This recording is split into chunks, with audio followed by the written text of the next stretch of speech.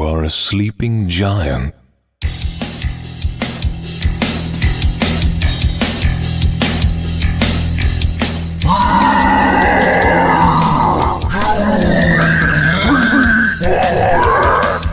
Your genome is a powder keg of raw potential.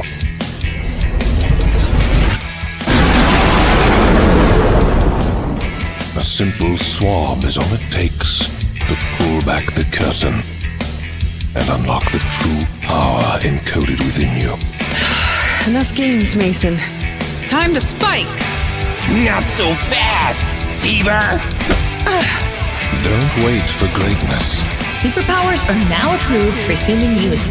Power brokering goes public with Pinnacle Laboratories and The one's tricky. Gonna cost you. We can make you super.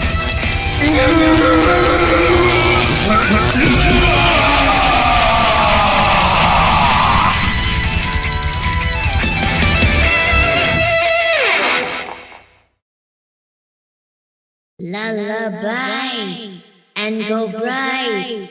Now it's time to refuse them. Now you're tougher, make them suffer. For the agent must pay. Let your powers unfurl. Kill them all and the girl.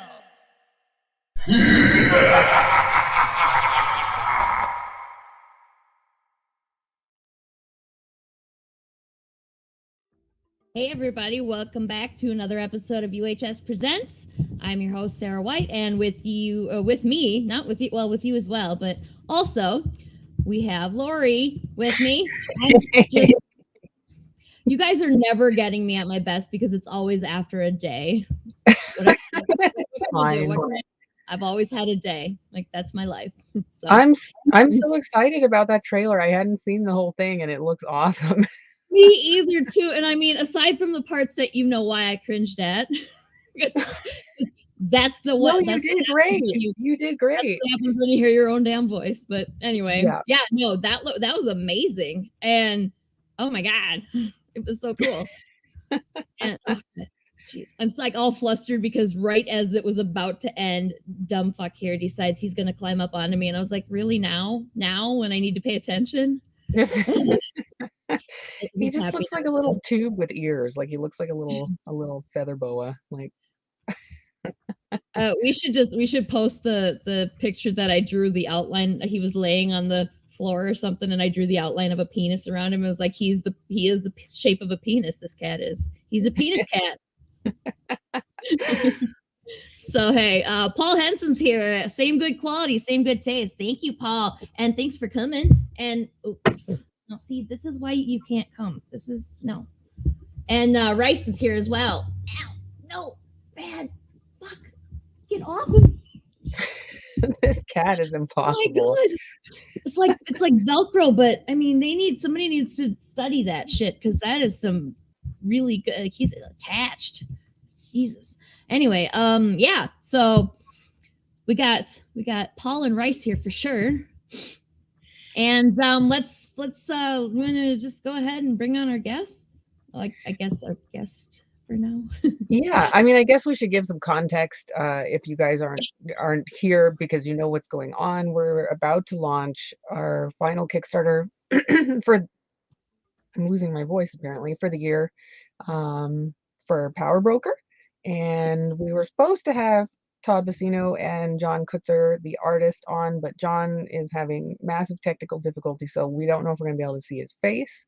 But we have Todd, and we're going to talk about Power Broker, and we're going to launch it on stream, and we're going to give away some shit, and it should be fun. It should be crazy. And I mean, John's with us, but not really. Like, we don't get to see or hear because, technical difficulties. What you gonna do? He's but like hey, a presence. He's just a he can hear, or he can hear us, I think, probably. And I read off the comments, so like he'll be able to know what y'all are saying. So we might get some, and hopefully he can fix whatever's going on with his stuff too. So anyway, let's bring on Todd because at least we can talk to Todd. Todd Bassino. And there we go. Hi God. What's up, guys?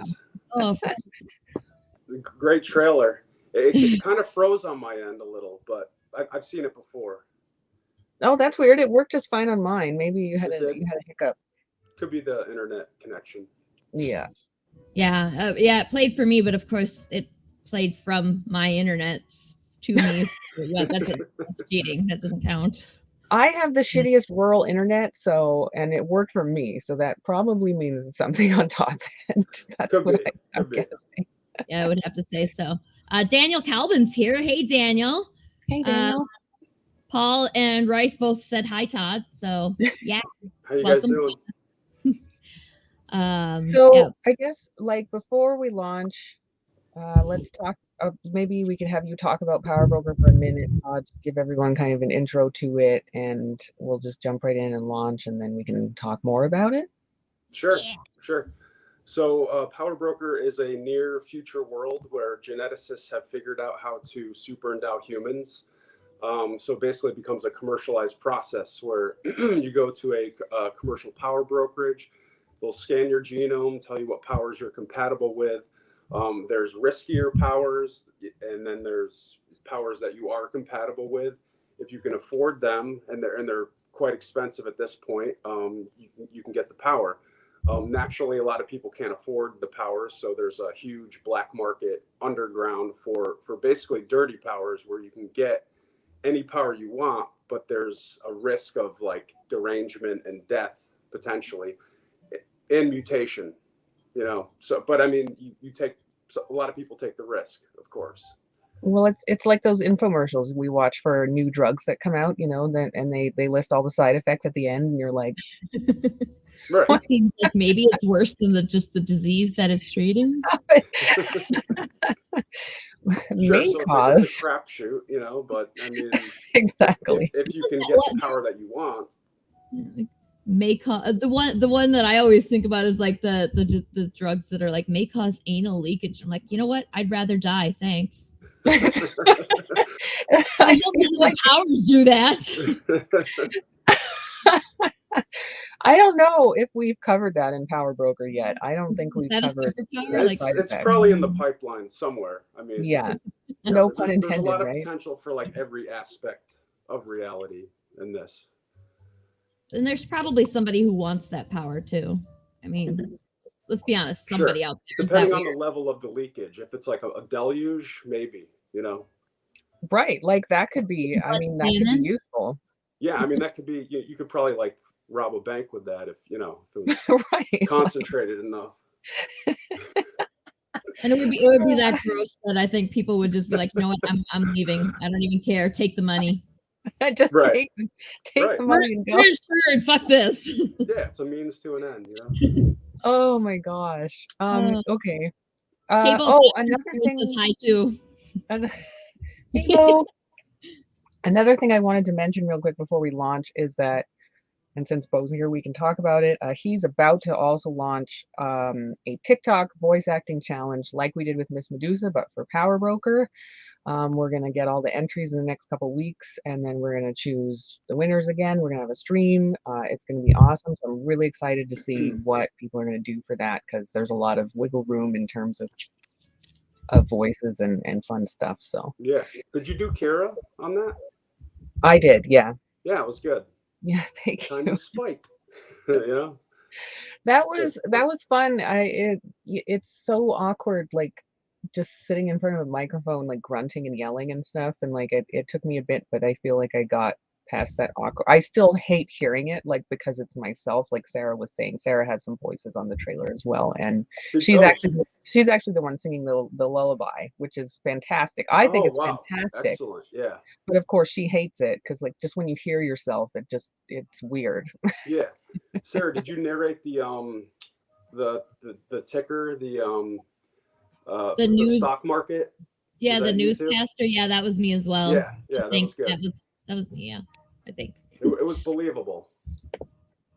Yeah, it was, and it sounded great. Okay, let me pop in here. That's what I can do if there's a script in front of me. But you put me in front of like this, like we do this every single week, and I'll fuck it up every time. There's no script. It's all live. All right, let me get in here. I'm gonna launch.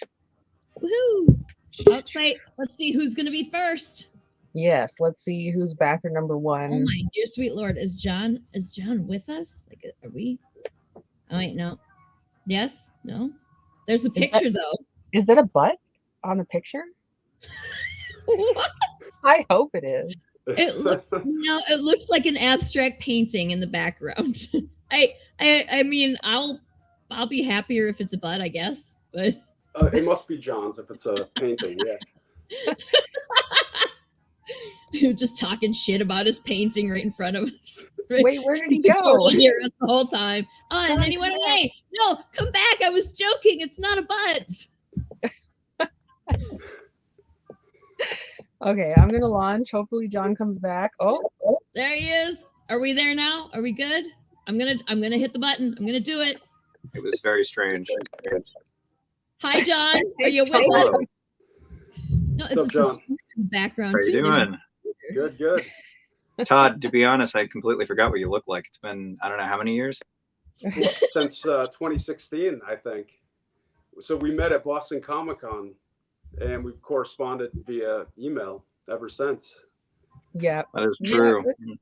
It's pretty typical. It happens. Yeah. You don't meet. I mean, the talk to letter is in people on London, you know. Okay, so I did launch the campaign. Anyone who wants it back, the usual link, uhstudios.com/Kickstarter. I don't know if you want to throw that in the ticker. You betcha. Sarah. And we can start showing you guys some art. We can show you some cool shit. Anyone who comments on the stream and backs at a physical tier, we have a free shit for you that Sarah will also put up here at some point. Hang on, let's see. Daniel wants to know if he was first. Let me check for you. Dan was first? Oh, you're not. We don't know yet. Wait, what am I doing now? You said I was going to do something.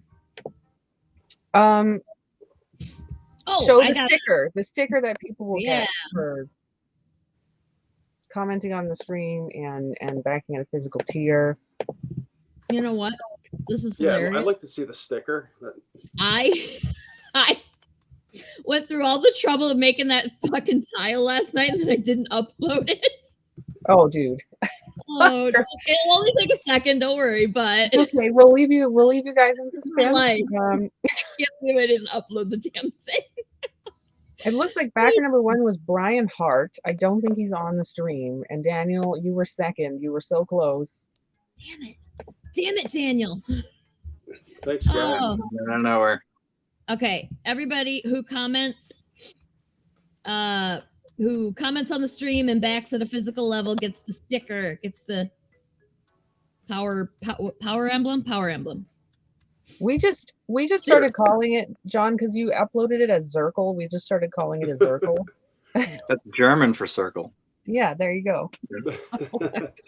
Well, this is just a superior mock-up, word, by the way, but it's a hollow sticker. So like this is the artist representation of what it's going to look like, because I made this yesterday and it's just a mock-up, so no guarantees that they'll look exactly like this, but it'll be cool because it's a hollow sticker. It'll be awesome and shiny. Yes. I just called it the Power Broker symbol, but I like Power Emblem. That fits. I like Zirkle. Yeah, Circle. John's a minimalist, just cuts right to the core, which I like. I like that. I cursed at the invocation of John last night just because she's like, it's not really called a Zirkle, right? And I was like, she said that you had just joked that it was a Zirkle, and I was like, fuck John, I make the designs, it's a Zirkle now. So it's That's just what it's called. You have to be very careful. It was very late, and I'm not a nice person anyway, so that's what I got. I was like, I don't even know the guy. And you have a Velcro cat. Yes, I have a Velcro cat. Yep. And so which Daniel, could be a superpower, I was thinking that too. Yeah, absolutely. Especially climb up a brick wall. And he was gonna rip all, he had a hold of the headphones and my hair and my shirt. I was everything off when I was trying to get rid of him. Yeah. Ugh. This is definitely a superpower. Yeah. Well, it's like it makes me think of, you know how the very first Spider-Man with Toby, where you see the little hooks growing out of his fingers, and then he just climbs up the brick wall. I was Yeah. like, that's what Twee would do. He could do that. I just don't let him outside. So Okay, there we go. Yeah, so why don't we, you want to show off some of the stuff that I uploaded? We can show off some of the rewards. We're offering 3 different covers. We're offering holofoil versions of all the covers. 3 different covers. So those are the prints. So that's why the how it third says one doesn't print have a logo on it. I tried to upload the third one with the logo, and I think the file was too big for StreamYard. It got irritated with me. I didn't have a chance to resize it. Yeah, and I wasn't smart enough to like do this all yesterday for you because it's okay. So the first 2 covers are, of course, completely illustrated by John. The third one is Chaheen Lajuz, and then I'm inking, and then Hedwin Zeldavar is coloring. The middle cover is super limited. We're not going to be selling that anywhere else. It's a Kickstarter exclusive, basically. So you'll want to get that before we run out. I'm trying to think John, of you did a great job on those. Thank you. Good. They're so cool. Quite an Paul evolution. Henson says he likes the one on the far right. That's the one that doesn't have the logo on it yet. Yeah. Yeah. Yeah, because everybody's seeing the same stuff I'm seeing, right? We're the only ones who are reversed like for ourselves. Yeah. I'm excited about the middle cover as a hollow because I think all the white is going to be foiled. Oh, it is? Okay. Yeah, it is going to look freaking amazing as a hollow. So good. Yeah, with that splatter effect in silver. Yeah, that's going to look fantastic. That one was a trick I picked up from a few other people. I've seen a number of folks kind of do that sort of thing where you just throw some silhouettes in the background, and yeah, it does lend itself pretty nicely to the hollow effects. I've never actually printed a hollow effect before, so. Oh, you're gonna be in for a treat because it looks fucking awesome when you do a hollow. Oh my god, it's so good. So. I love the galaxy effect of that logo. It looks like the space star scene. This is that one, yeah. So it's gonna look amazing when it's it's gonna look so good. And the power symbol too in foil. Yes, yeah. Yeah, Mason looks so good there. That's definitely one of your best renderings of him. I gotta tell you, I did do the circles as green, and it looked very tropical, so I had to change that.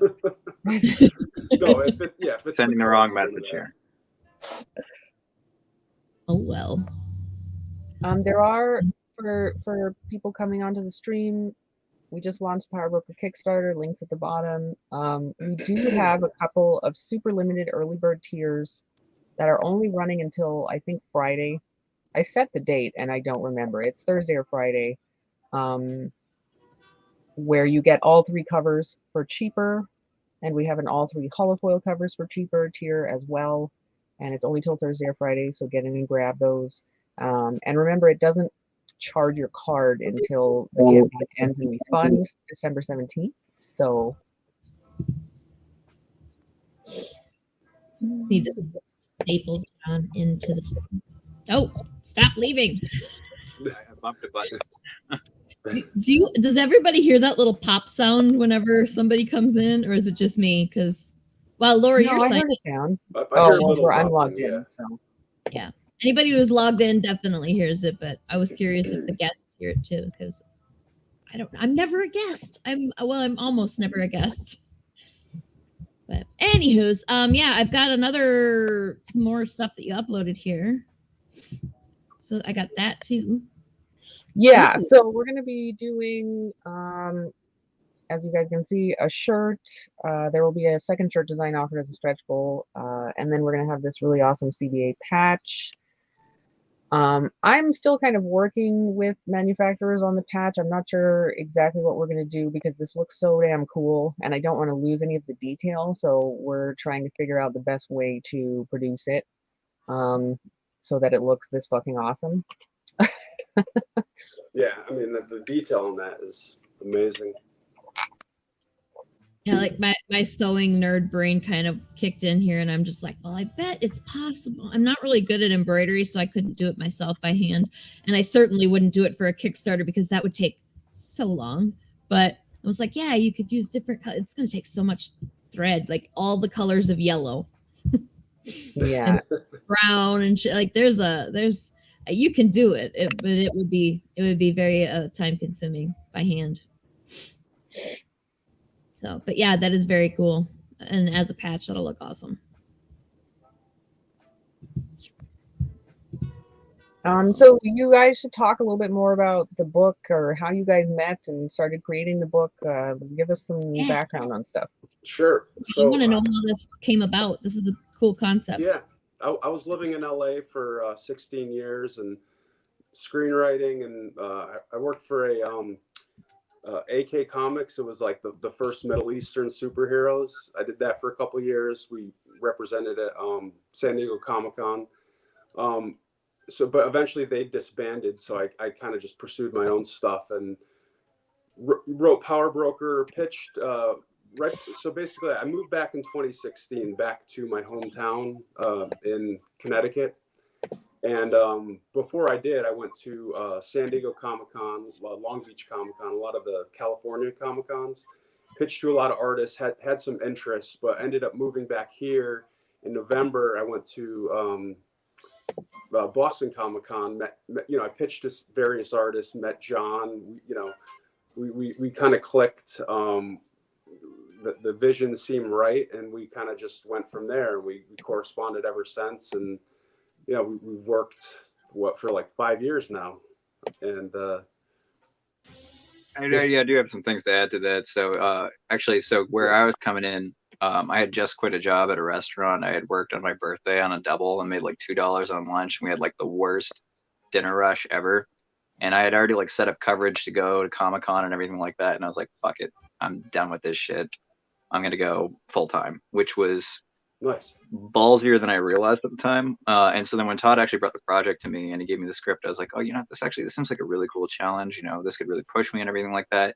I understated that in my own mind. And so I think that initially, in a lot of ways, it was sort of more biting off more than I could chew. And there was a variety of other things that went on too, including I developed like tendonitis and problems with my hands. So we wound up getting really slowed down quite a lot. It was very frustrating for a while.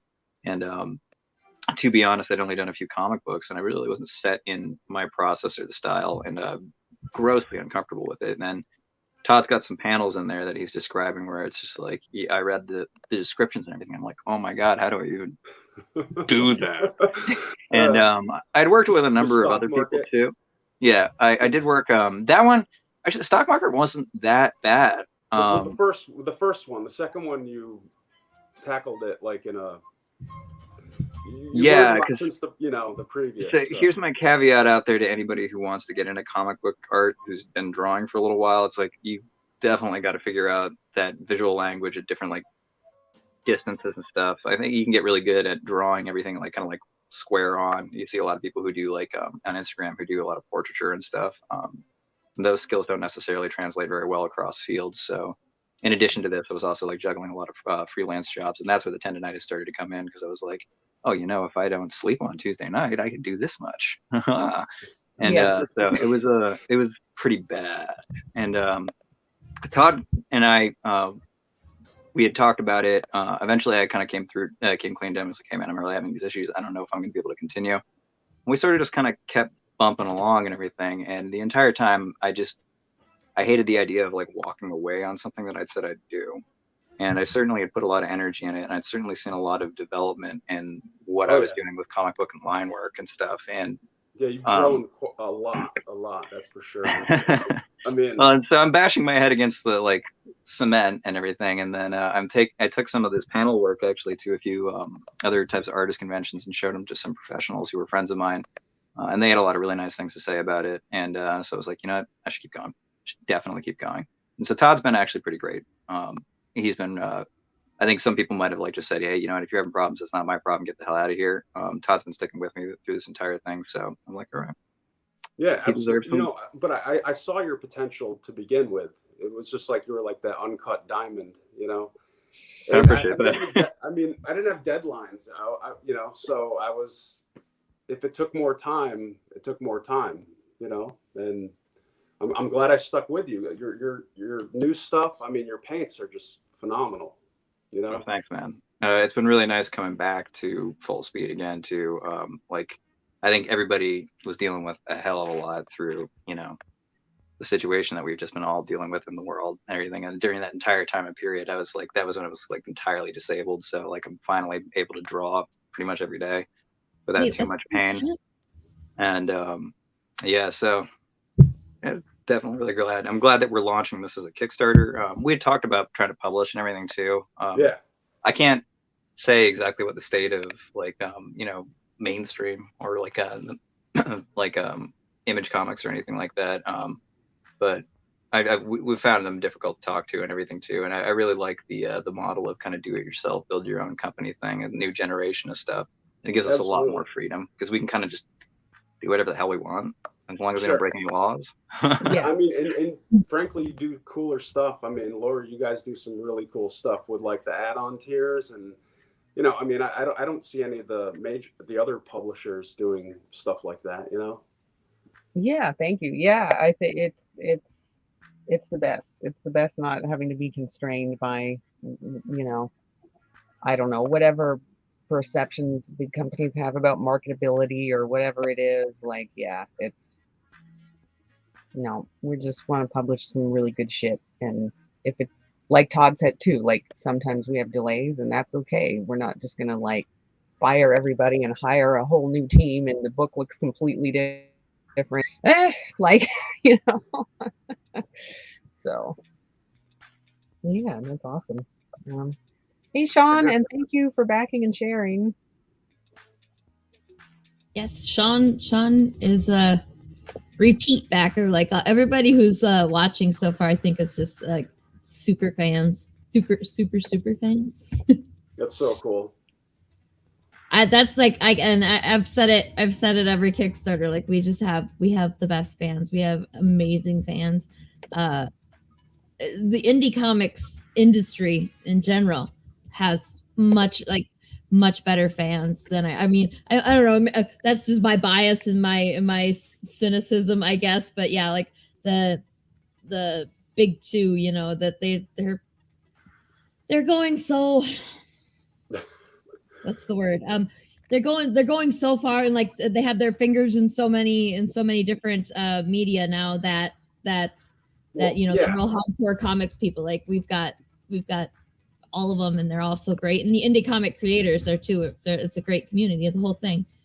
And you can't tell new stories with them either. No, that's, you know, very it's true. the same plot line, storyline. Yeah, exactly. Yeah, it's basically, you know, 2000% based on what will sell, and that's Batman.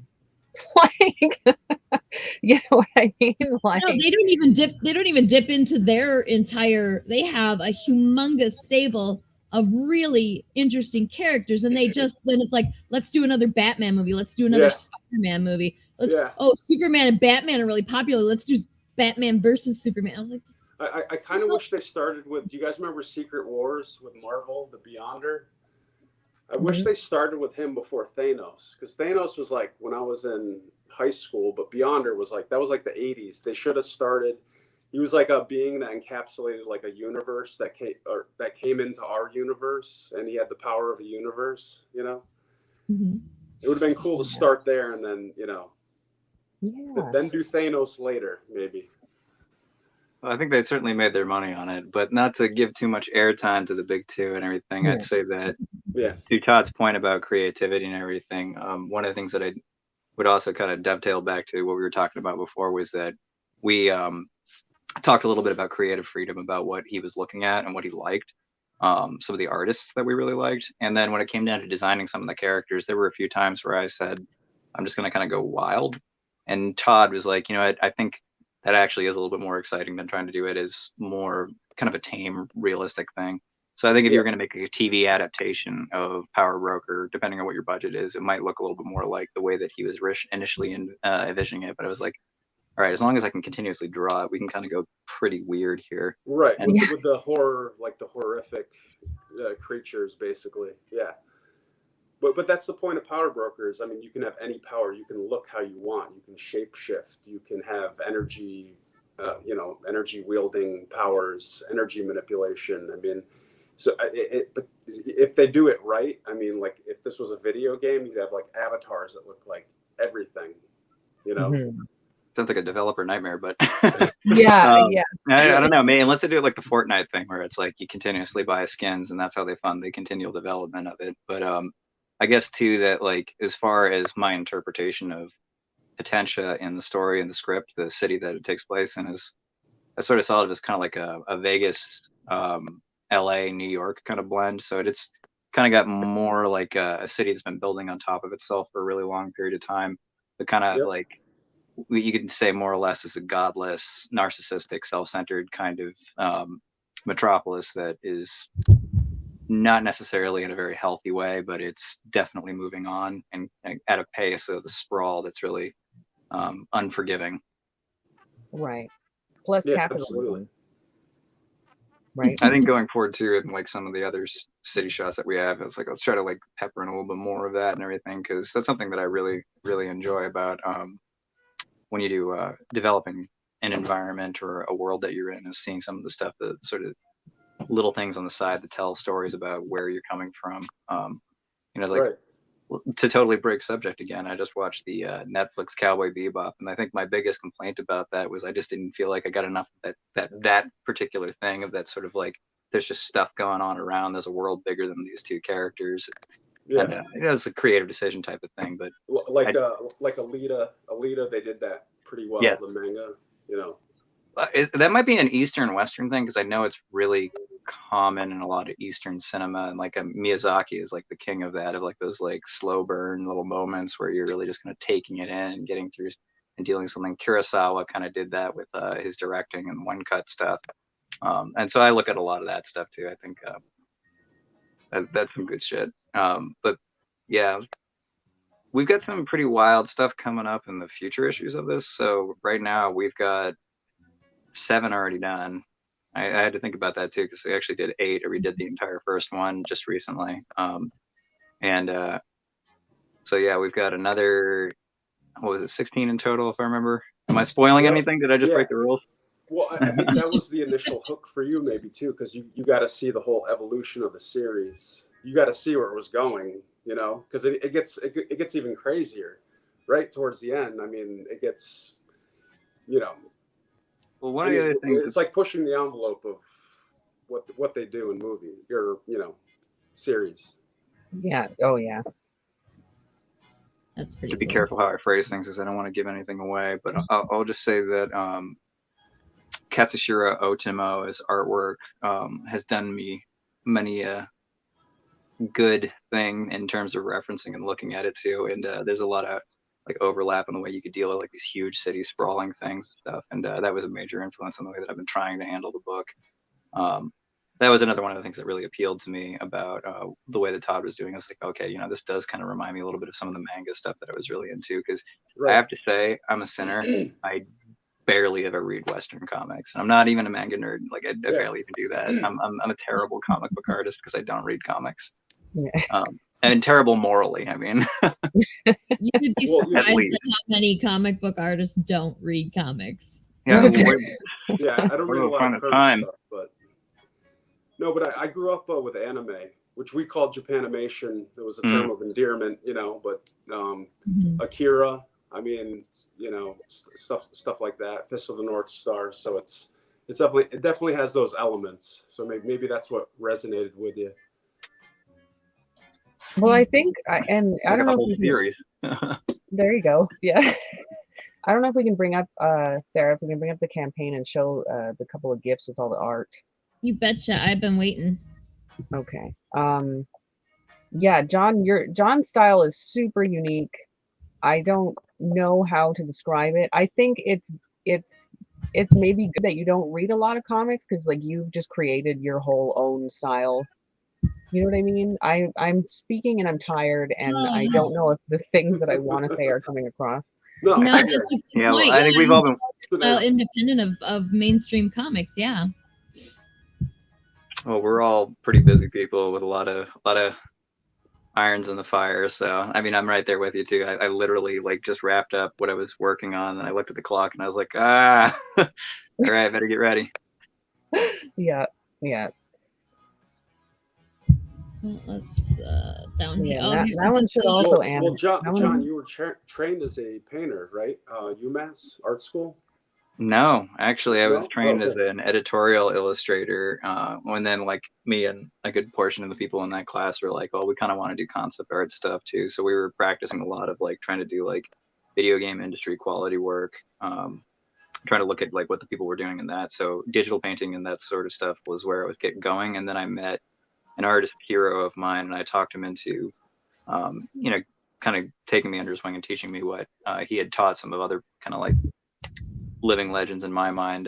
Well, in some people's minds, they're pretty big names. I don't want to name drop too much here, but yeah. So for a while, I was actually just a painter, and at art school, I was just a painter. I was focusing on painting and selling paintings, but I was like, this is a really brutal hustle, and I really don't want to keep working all these, like working at a grocery store or something like that, or at a restaurant. And I'd like to really start breaking into illustration. So I've wiggled all over the place, and I think it probably would have been better if I had picked a focus. But at this point, it's kind of all coming together and coalescing into something that's really useful. And to your point, Lori, I think that now and like over the last like couple of years or something like that, I've really gone and found some Western and Eastern artists that I'm really like enjoying. And I say Western and Eastern because I mean I'm the whole span of the globe. We've got a lot of amazing stuff coming out of Korea.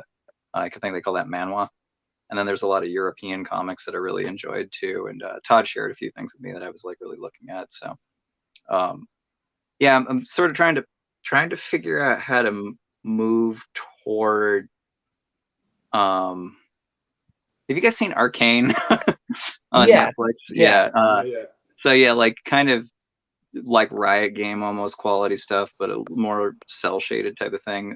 There is an issue where you're doing too much process where you wind up losing a lot of time, and it's really not even so much like time as just money type of thing when it comes to making comics. But I've definitely found if you just think about it rationally, if it takes you a year to do an issue, that's 22 pages in a year, and if you're going to do 10 issues, it's 10 years.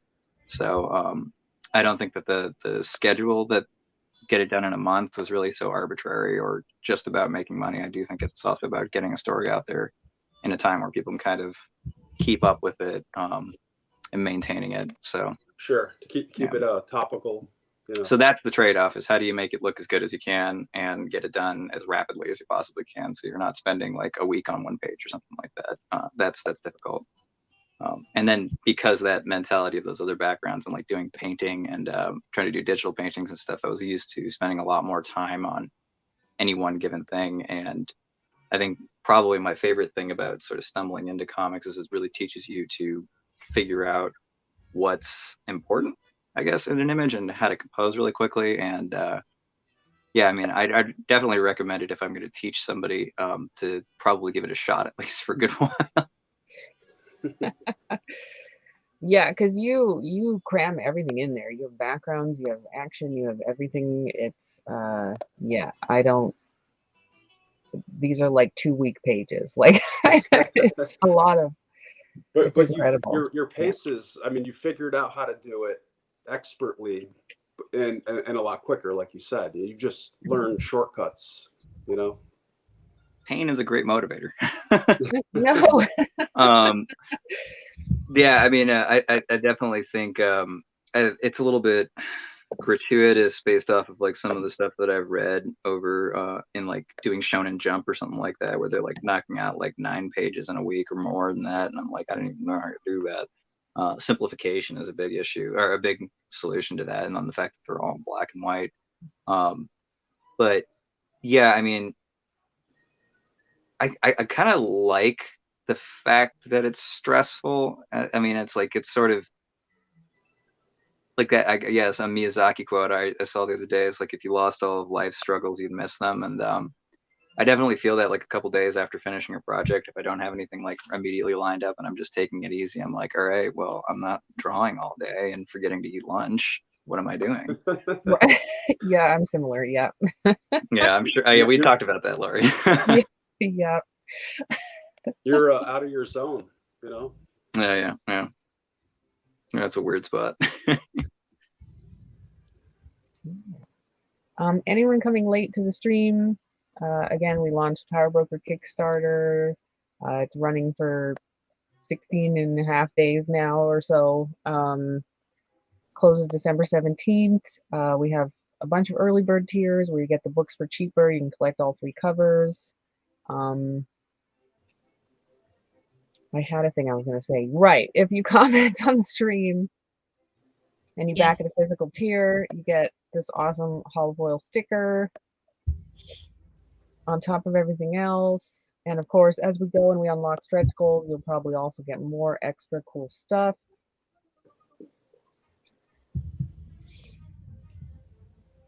I'm paying attention again. Sorry. I got distracted. Too many shiny Lori, things. what happened with the Power Broker logo shirt? You're just doing the power emblem? That one's gonna be a stretch goal. Okay. Yeah, we're gonna unlock it. I had a question. Where the hell did the question go? Oh, how did you come up with the concept? Like, where did the idea for Power Broker come from? Did we answer that question yet? Because I'm curious. I mean, I grew up with like doing my own pantheon of superheroes. You know, I mean, of course, I collected all the standard stuff that was out, but I mean, I always like created my own superheroes, and I do the art too. But I mean, it just basically came out of the, like, who wouldn't want superheroes? I mean, who wouldn't want superpowers? You know, it's like, kind of answers the eternal question, what power would you have? Or if you could have any superpower, you know? Yeah, and just like, it'd be cool to see a world scenario where more people have superpowers, because everything created thus far is, you know, it's like a select group of people have them, but why can't all people have them, you know? And so basically in Power Broker, we're graduating from the digital age that we're in now to the genetic age, where they can figure out how to do this. Very cool. Yeah, and I mean, I think it's I like that it's kind of words again. Today I cannot formulate fucking words. I'm just happy somebody else is finally having the same issues that I have every time. Like 3.5 hours of sleep, I think, is what I've had. Yes. We're doing great, guys. And you were online yesterday too, right? Yes. Oh yeah.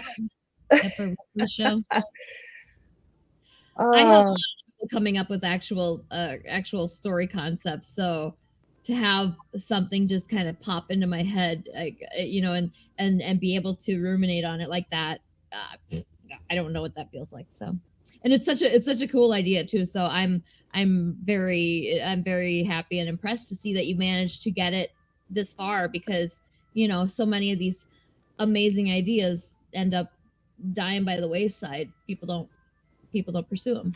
Yeah, they really do. I mean, you know, luckily I had saved up enough money where I could fund this out of pocket, because that's what it boiled down to. I mean, unless you find a partner who, you know, doesn't need the money up front, or, you know, but I mean, that's very, very understanding and passionate about. That's rare, you know. I mean, borderlines on the ridiculous. It's like, I think maybe that happens if you're like friends in college or something like that. Sure. Or maybe if you're doing like 1 or 2 issues. I think that, you know, like if you're a Neil Gaiman or something like that, and you are like, hey, I'd like to collab with you, but a lot of people would probably be like, yeah, that's probably a good idea. So I think that's a tough thing to ask for. And I think another thing that I've been exposed to, it's a funny way to put it, I've been offered and talked to people about is all back end off of doing a Kickstarter, and I don't really necessarily know too much about their operation. That's a lot of work to do to maybe get paid and everything. So that was definitely a big part of the decision as to why we like should work together, and that's an unfortunate part about it, but it is a lot of work.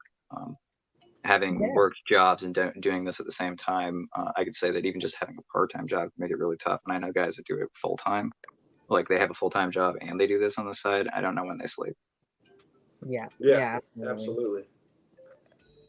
I mean, I don't do a lot of the comic creation stuff. Like I've done some, we did some a piece for the anthology and stuff. Like I do the graphics and, I help with the marketing stuff. I don't do any of the actual comic creation, and just juggling that with my other obligations is a big task. So I can imagine because I feel like you'd have to put more of your brain, more of your life into when you're actually making the comic than, because like I'm just taking what you already made and making some marketing materials out of it. So I'm not making it myself. So it can't be as difficult as actually making the piece like that. Hey, some great voice acting though. Yeah, seriously. Yeah, you guys killed on that. I got a kick out of that. Yeah. Thanks. I would say probably.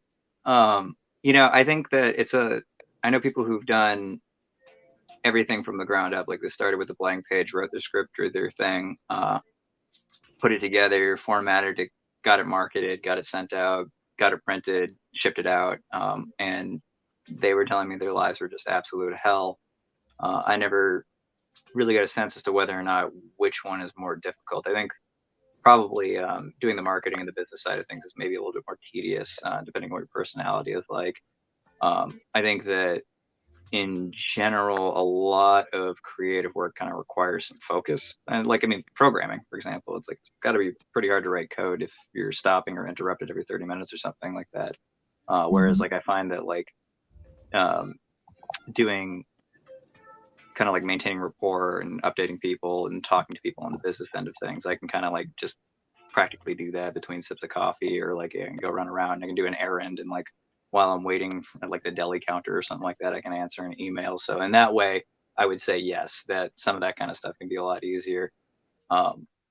And yeah, I wouldn't knock you for the effort that you put in there, because that's a lot. It is really a lot, especially like you said too, like you've got a job, and so it's like you're really doing this for a passion. The irony is, I think that sort of stuff gives you kind of more energy than like sitting down and watching TV. So got a higher cause or something like that. Mm-hmm. Oh yeah, absolutely. How's your move going, John? Oh, okay, yeah. So we're not even started yet on getting everything out of here. Like I've made some boxes, and I will not show the stream the state of affairs in my workspace. You can all not see that. But I've pulled everything out, and I've got a large pile of cardboard boxes that I'm going to use this spear right here, and a couple, and then one of my sharp swords over there to chop up with my buddies, and then we're going to burn that stuff. And I got to throw away a lot of panels, and I'm probably going to have to take a hiatus from oil painting for a good while, because that's just a mess. It's great, but it's a mess. And then, yeah, I'm probably going to be out of here in like February and up in Portland, Maine. So that really doesn't change too much in terms of doing digital work. But yeah, that's a cool area. I'm looking forward to that. Nice. Good stuff. I'm not like surprisingly unstressed about the move, which tells me I'm kind of like in the eye of the storm, where I'm not really accepting the fact that I have to do that and pack everything up. Yeah. But yeah, there is that. Yeah. So this was the house you grew up in, though, that you're leaving, right? We were here for a while. Yeah. And then, I'm living on a farm out here, dodging the incredibly high local areas, rent costs and stuff. The area up in Maine's not too bad. And you find kind of like clever way to do things and like that. Yeah, that's another thing too. It's like, especially in like this market, this economy, doing creative work can be it can be tough to pay the bills, especially when you have to interview with a landlord and they're like, what do you do? And you're like, oh, I'm an illustrator. I'm like, huh? It's like, oh, here's my client list, my taxes and stuff. You pretty much what you do. It's like, no, I assure you, I have a job. But yeah. Yeah. I had a question actually, because I know you're you're big into sword fighting and martial arts and stuff, and I was curious how much that's influenced your art. For this project in particular, I think some of boxing knowledge and wrestling knowledge just played in, and then a lot of it comes down to just you can know something, but also have to figure out how to draw it. So I was looking a lot at Murata, I think, the guy that does One Punch Man, and a lot of like the way that he was doing motion and stuff. And I really wanted to kind of start working on how to compose pages that sort of are moving. And I think particularly in the issue 1 Redux that I just did, I was really trying to lean on that a lot more too, to get a lot more motion into it and do some kind of like motion blur. As far as the martial arts, the part that you didn't expect is it kind of like got me back into that kind of like learning mode like I was in college. So I'm spending time in between different jobs and stuff, just like sketching, drawing out, and doing experiments. So it kind of lights a fire in your belly. But I've got some stuff on the horizon where I'm very specifically going to be using some of that knowledge in real time. And then the other thing I would say too is that the more time you spend fighting as well as being an artist at the same time, you realize it's like, actually, this kind of doesn't make sense to depict in a still image because it exists in time. It's like, how do you draw music? So you have to kind of get abstract. Yeah, hence the blur effect. Yeah, that's a good one. After images, that's another stereotype that they do. It's like, I mean, it works so damn well. It really does. That's awesome. Wow. Yeah, because like anatomy wise, you're so good. Like I need to like how. So when I was in college, I had this idea that like if I wanted to be able to keep up with who was out there in the industry, I would have to be able to like just do all of this stuff just from recall without any photo references and everything. So I was like spending like a couple hours or more every single day, just like incessantly studying it, trying to do it from recall and from my memory, because it's kind of not a great thing. And I've been kind of breaking that habit, but I rarely use photo references when I'm doing a lot of this stuff because I'm just like, it's frustrating to find what I need. So if it's something where I can call from it and pull it in, so there's like a car later in issue 1 Redux that I definitely pulled up some references for. And but for a lot of the characters and figures, sometimes I find if I'm just patient enough, I can kind of just remember how the human body works and get it to work and recall things that I've seen or experienced or stuff. And then that's crazy. I can't do it. I can draw a decent human figure, but I need references. Well, I like I said too, I'm borrowing from more of it too. I've got a bunch of photo shoots that I've done working with different models. I've got just like, you know, your typical Pinterest board and stuff. But yeah, I find that like aside from copyright issues and stuff, I was sort of freaked out about the idea of being limited by what I'd be able to photograph, and I was also like getting like a lot of like weird advice that I was fixating on. It's like about like intellectual property rights and stuff like that. And like, oh, you got to shoot your own references and everything. And I'm like, I fucking hate doing this. I just want to draw.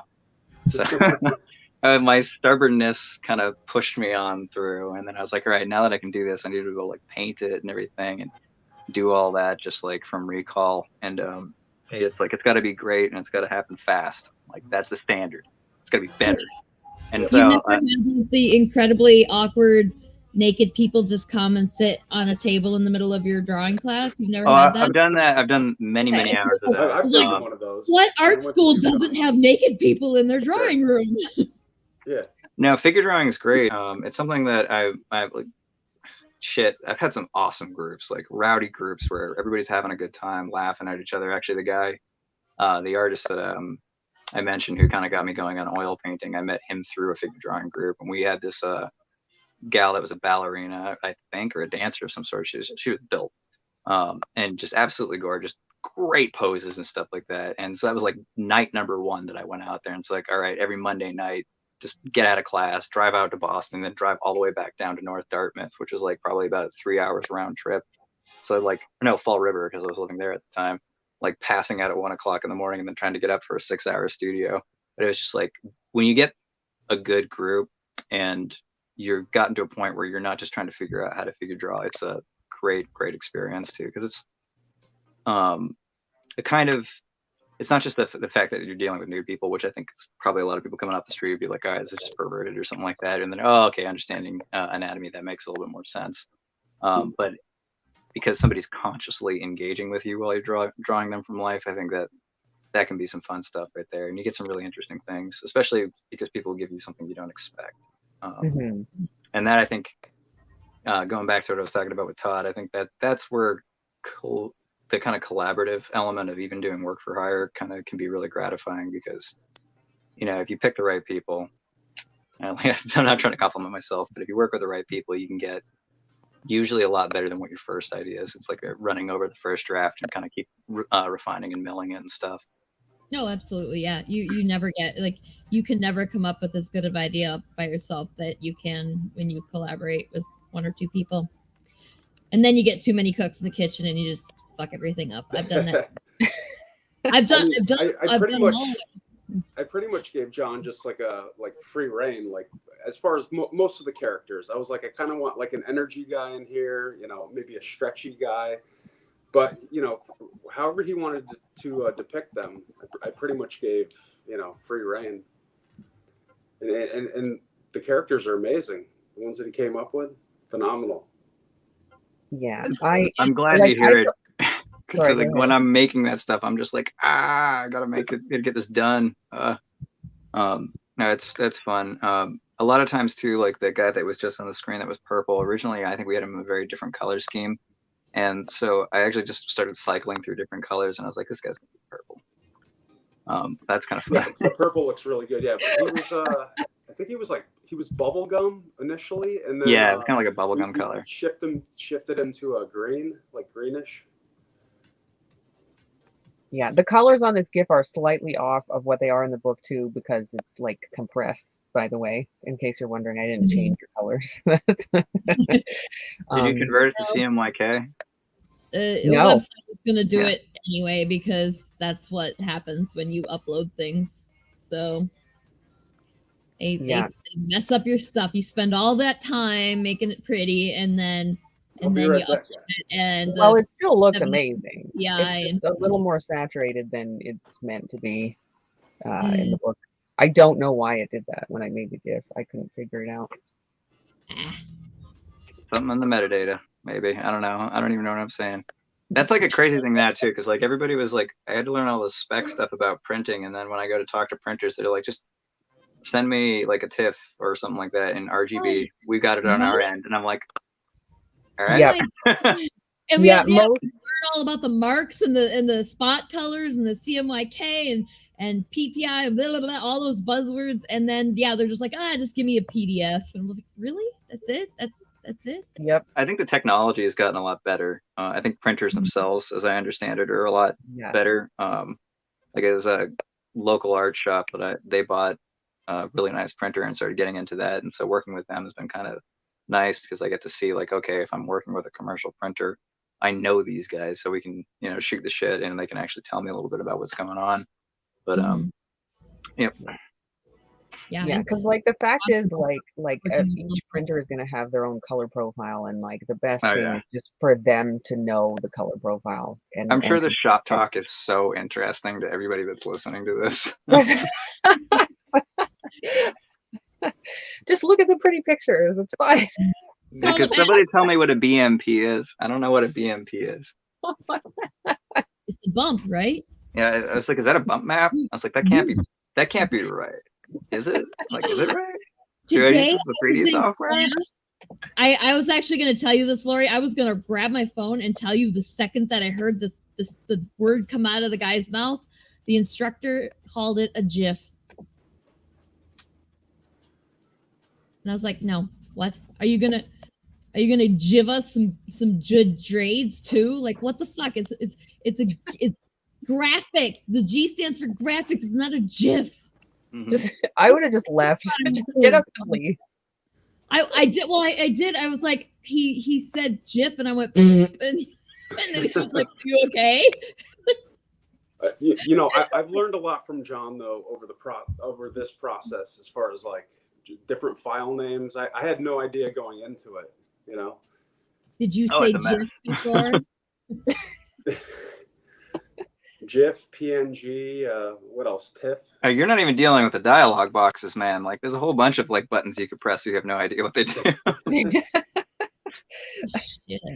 I've been working with Illustrator for like fucking 15 years now. I started in Illustrator 15 years ago, my very first experience, and I still don't know what everything does. Like, I had to learn a ton of it on my own, but like I don't know what it all does. I just know what the stuff that I need does. I feel like Adobe has made like a digital frontier that they weren't even aware of, because it's like I don't even think they know how to use it. They're just like, I guess it's in there.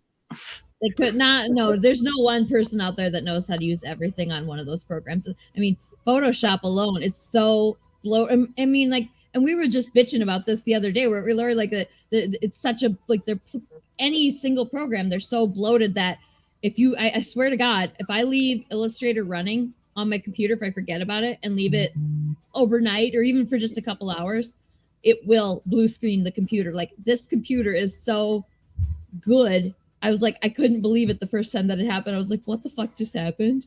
And it, that, Yeah, it's happened a few times since. I was like, yeah, Illustrator will, it's got a massive memory leak and it will blue screen your computer if you let it run long enough. Yeah, and like you Google it and it's like all over forums. Everyone knows it's a thing, but they don't fix it. Years, and they just like, yeah, rather than fixing it, don't put any more features in this fucking program until you fix the thing that's the big, huge problem. But no, like, I mean, sure, it can run for longer before it explodes, but that doesn't really matter because eventually it will explode. The one thing they do have now, though, that's pretty nice is that if the program itself melts down, but not your whole computer, if it blue screens your computer, you're screwed. But if the computer, if the application freezes and you have to restart it, it will bring up like the what you were last working on, and you don't lose as much now. So if you're like me and you forget to save things, you won't be quite as screwed. But so by multiple documents, you still run into issues, especially like it'll forget the one that you really wanted because it was the biggest one. And it's like, I don't remember that. So by blue screen, you mean it crashes the computer? Yeah, it crashes the whole computer. Yeah. Wow. Yeah, I mean, that's so for any of the authors or anybody out there that's interested in the technical side of that too, that's like there's a whole world of just like keeping your machine from dying when you're making digital artwork. And like the file sizes are fucking insane now too. Like, I mean, I'm making these things and happening, and they're in the gigabyte range and stuff. I remember when video games weren't even that much file size. Yep. It's like you had like 6 or 7 like. I mean, and you do save them in 600 PPI, so there is that. Well, there's a good reason for it. And actually, Clip Studio. I always tell everybody, I was like, I much prefer you save it at too high of a resolution, or not too high, but like higher than I need it to be, than give me something that's like 72 or 150. I was like, I can't do shit with this without it looking like trash. So you're gonna have to redo this. So, yeah, we should talk about the characters, the main characters. They're like, they don't want to hear about blue screens and metadata. So basically, any world where you could have superpowers, you would have to have sort of a professional police force to police that world. So basically, that's where the power brokers come in. The government creates a special agency. It's called the Central Brokering Agency. It handles all the brokerage of superpowers in potentia. And so they basically cull from people that their genomes can handle basically multiple superpowers at the same time. So basically they're professional supermen who police this world. So the main characters are Mason Cleaver and Kira Bedford. They are so basically in the Central Brokering Agency, they pair up the power brokers with a male and a female for, egalitarian and legal purposes, basically. And so they're basically the partner, they're partners in justice, basically. That's all. We just broke 1,000, guys. Yay! Thank you, guys. Anyone What about anyone watching the stream, if you comment and you back at a physical tier, you get a really cool sticker. And the early bird tiers are only running for a couple of days, so make sure you get it now and back it. It's not going to charge your card until December 17th. So if you're trying to budget, that's when it's going to take the money. Yes. I'm not gonna lie, I love watching especially the first couple of hours, like just watching it tick up slowly. Like I was like, I'm so glad people like it. Yeah. Like look, yeah, like I'm hoping we can hit the goal. I'm hoping we can hit the goal today and get on the stretch goals, because we do have some really cool shit that we're going to add on, that we're going to give as stretch goals. And of course, the more money we make, the more we give to John to make more comic books, and to Todd, I should say. We're not just going to pay John. I don't even spend the money. I just eat it. Nothing. Did you just say you just eat it? Yeah, I don't spend it. I just eat it. I mean, that's good for delicious, high in protein. So yeah, we actually got some more characters in there though, because we got Sam, and we have Inspector Robinson. Do we give away any of the other ones? Because I feel like I'm trying to remember. Yeah, they all come in, and then they're sort of introduced in this one, but it's all such a blur to me now too, because I'm like, okay, wait, where were the margins between this issue and that issue? I haven't actually gone back and looked at it up until how much can we talk about? But I don't know who. Okay, so the song at the end, I sang that song for y'all, and I have no idea which character actually is the singer. Oh, Madame. So I don't know if you can give that away, but you gotta tell me behind the scenes after we're done. Then, if no, he can talk. We can talk. I think we can talk a little bit about it. Yeah. Fantastic. So this is a world where the most powerful people are the power brokerage owners. So it's the people that dispense power. So Pinnacle Laboratories is the premier. It's like Apple, or it's like the industry leader in superpowers. So the head of this mega corporation, her name's Madame DeVray. You know, she's the villainess. She wants basically more power, and so that's what this story arc is. The first story arc is basically about. That's cool. I just she literally just gave me a Google Doc with the words on it, and I was like, am I supposed to sing this like Bram's Lullaby? And she's yep. I was like, cool, because that's kind of what that sounded out like, and that's all. Pretty much nailed it. I mean, that was great. You had it down. I'm glad I gave that descriptor though of the Brahms Lullaby. So you know, you kind of knew. Yeah, it was pretty easy to figure out just from the the cultural context, I guess. But I was like, just so I'm sure, I asked, and that's what it seemed like it sounded out to, or timed out to, I should say. And I'm like sitting at the computer and trying to. I told Lori I tried to channel Mother Gothel from the Rapunzel movie, because Tangled, yeah, the thing, the way that she told me to sing it. I don't remember which one was the one that told me to sing it like this, but sinister and sexy, and I was like, what? Say that again. What? How does one sing sinister and sexy? Like, happy birthday, Mr. President. No, that's not right. That's just one of them. It was good. You did a good job. Well, a little higher pitch than I would have imagined her, but you know, for what it's worth, it was definitely good. I mean, I don't want to brag or nothing, but I can sing so high that only dogs can hear me. So that was actually on the lower end of my. No, I didn't have a lot of knowledge, because it was kind of a last minute thing that nobody was able to get it done or something, and so I don't even know what the whole story was. It was just like Lori's like, can you do this for me? And I was like, sure. Hey Mike, thank you for backing. Hey Ryan, Zasta Droid. Let's see, who else did we miss? Kyla. I can't. My face doesn't work anymore. Kyla Vicino.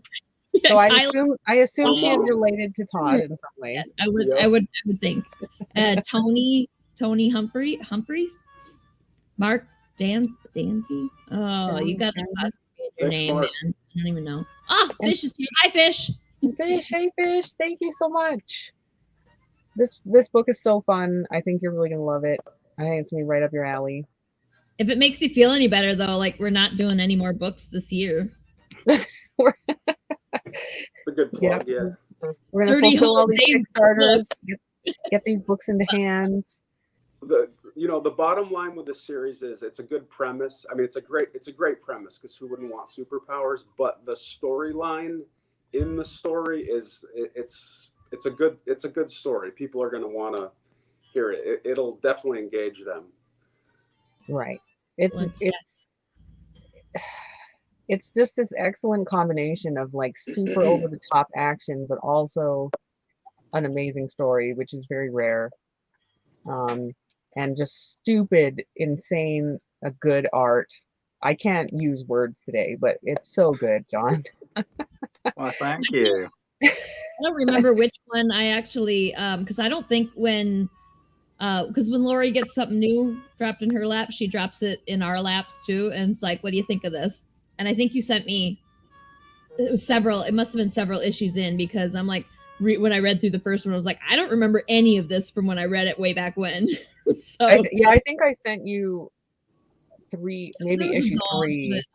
There was a bunch of stuff happening. I was like, this isn't happening in the first issue. What did I read? So I was like, but when I read what I read, I was like, okay, this is really cool. And I know the beginning, because I want to know what's going on here and then like find out what happens after. It was one of those where even though I jumped in the middle of the story, I was like, yep, I want to know more. So that's always a good indicator of a good story, of a good, strong story. Yeah, it's actually, it's funny and interesting because, the first people I tend to show books to are my husband, of course. And then I basically work with a bunch of women, and I show them the book to try to get their opinion, because women liking our books is really important to me. And like across the board, everyone they were all impressed with John having sexy female characters, but that weren't unrealistic. Like their boobs look like boobs and behave like boobs. Like, do you know what I'm saying? Like, and everyone was impressed with that. Realistic musculature. Right. And like how you can see the bones through the skin, Exactly. I gotta share something with you. I gotta share something with the room. I got somebody who's watching this and sending me messages, and now she's freaking out because she knows that I'm talking about her. But she was actually like really raking me over the coals over that recently. So like, do even better than that. So it's like, all right, fair enough. I gotta have somebody call me out. Well, that's good. Accountability's good. But and you also didn't put them into like completely impractical clothing either. So that's also I kind of want to like do like a separate little piece out there too, to like kind of like talk about how it's sort of like supposed to be like a nano skin type of thing. So it's like it's more than a cat suit; it would be actually fitted to your skin. Okay. And so like the idea that we were having was sort of like something like along the lines of like how Dune works or something like that, except a little bit different, where it would be like an impact surface that would hold up to a certain degree of strain, and then all of a sudden it would start to unravel after getting too much abuse. Sure. So, in any world that you can have superpower, the material is probably going to be unless you have Edna mode. There you go. No case. So, but also they have ports on their power. So they have individualized power suits with unique patterns and unique circuits. So they have circuits, and the nodes of the circuits are injection ports for so they have what's called electrodrenaline. So in extreme duress, if they're going to die and they need an extra boost, they slam it's basically an electrodrenaline stimulator syringe into the port, and it gives them I like to say it puts them in God mode for a little bit. So basically for like a minute, it's like you're in God mode in a video game, and you know. Yeah, You're moving it's a faster, limit hitting break. harder. Limit Yeah. break. And Your you can't feel separation anything. from It's like it's mega stamina, you know, till it wears off, and then it's like it feels like burning alive, you know. That's awesome. I'm That so would be excited for people to read this. Like, yeah, I wish that we could. I wish that it, like we could just have all of them all now, and because you know you get finished with one and you're like, I need to know what's next, and how dare you make me wait for it. Especially now when you can just when they drop entire series on Netflix and Hulu and stuff. oh and you yeah. binge a whole series and then like I want to know what happens next. Well, we need to give John time to make new issues. So Draw faster. I can do that. See, the problem is that we just need to get people to understand what a great industry this is so that we can pay everybody fairly and for to be an artist full time so that you don't have to worry about anything else. That would Right. be nice. I like that idea. Well, we got to keep building up our audiences and stuff too, and everything. So it's like keep getting the word out, spread it out there. I mean, I took a look at UHS, and I'm really happy to see that you've got such a large catalog. I mean, you guys are far more than just you know, a startup. I think you guys can what you consider yourself a syndicate at this point. I don't know. ooh, I like that word. That's it. Yeah, it sounds Yes. sinister.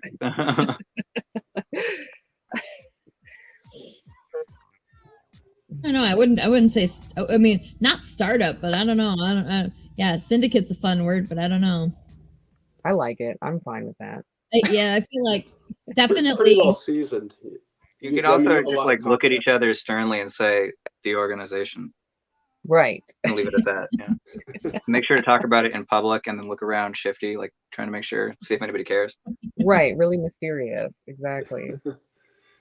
But yeah, it's kind of interesting because I feel like this universe is kind of like the opposite of where they went with Star Trek.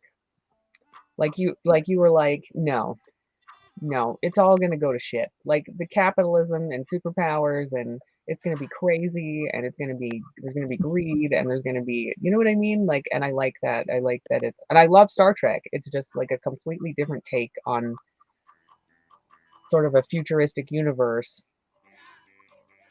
Am I wrong in saying that? Or No, I mean, you know, and it's sort of it's like trying to do it in a realistic way of like how would it actually shift this civilization?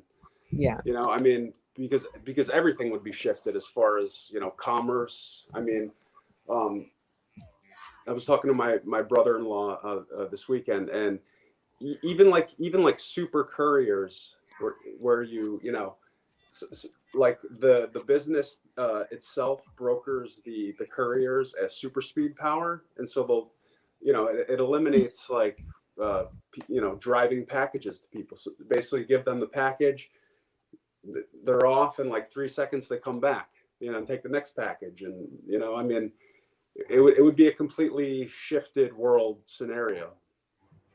yeah. Like, how do you even? It's hard for me to really like unpack that because there's basically infinite possibilities. Yeah, Yeah. even as So far as like entertainment, you know, we have a super powered gladiator match Of course. called Power Slam. They're, you know, brokered different superpowers. They have cheat death powers, which can resurrect them after, you know, after each match. It's so cool. There's Do so much terrible things to each other with traffic signage and stuff. Right. That one was a lot of fun. That issue, especially the back half of it, where we're actually in the arena. That was a good time. Oh, so yeah. I mean, your artwork is phenomenal, and that's so great. Those sequences. It's going to be a challenge for a TV studio or a movie studio to create this like to the extent that John has designed. I think we're at that level now, though. I mean, maybe before 5-10 years ago, no, but like what they can do now, I think Yeah, we're with there. CGI, it's pretty. And motion Or capture. you could totally just like cheap out where you really shouldn't, and like insert like entirely different producers and directors' intentions and just totally fuck up everything and then slap a label on it and ship it anyway. That's how you make movies in this country, right?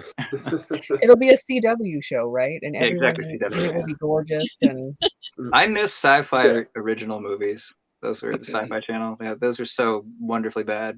yeah. We used to have a drinking game for them.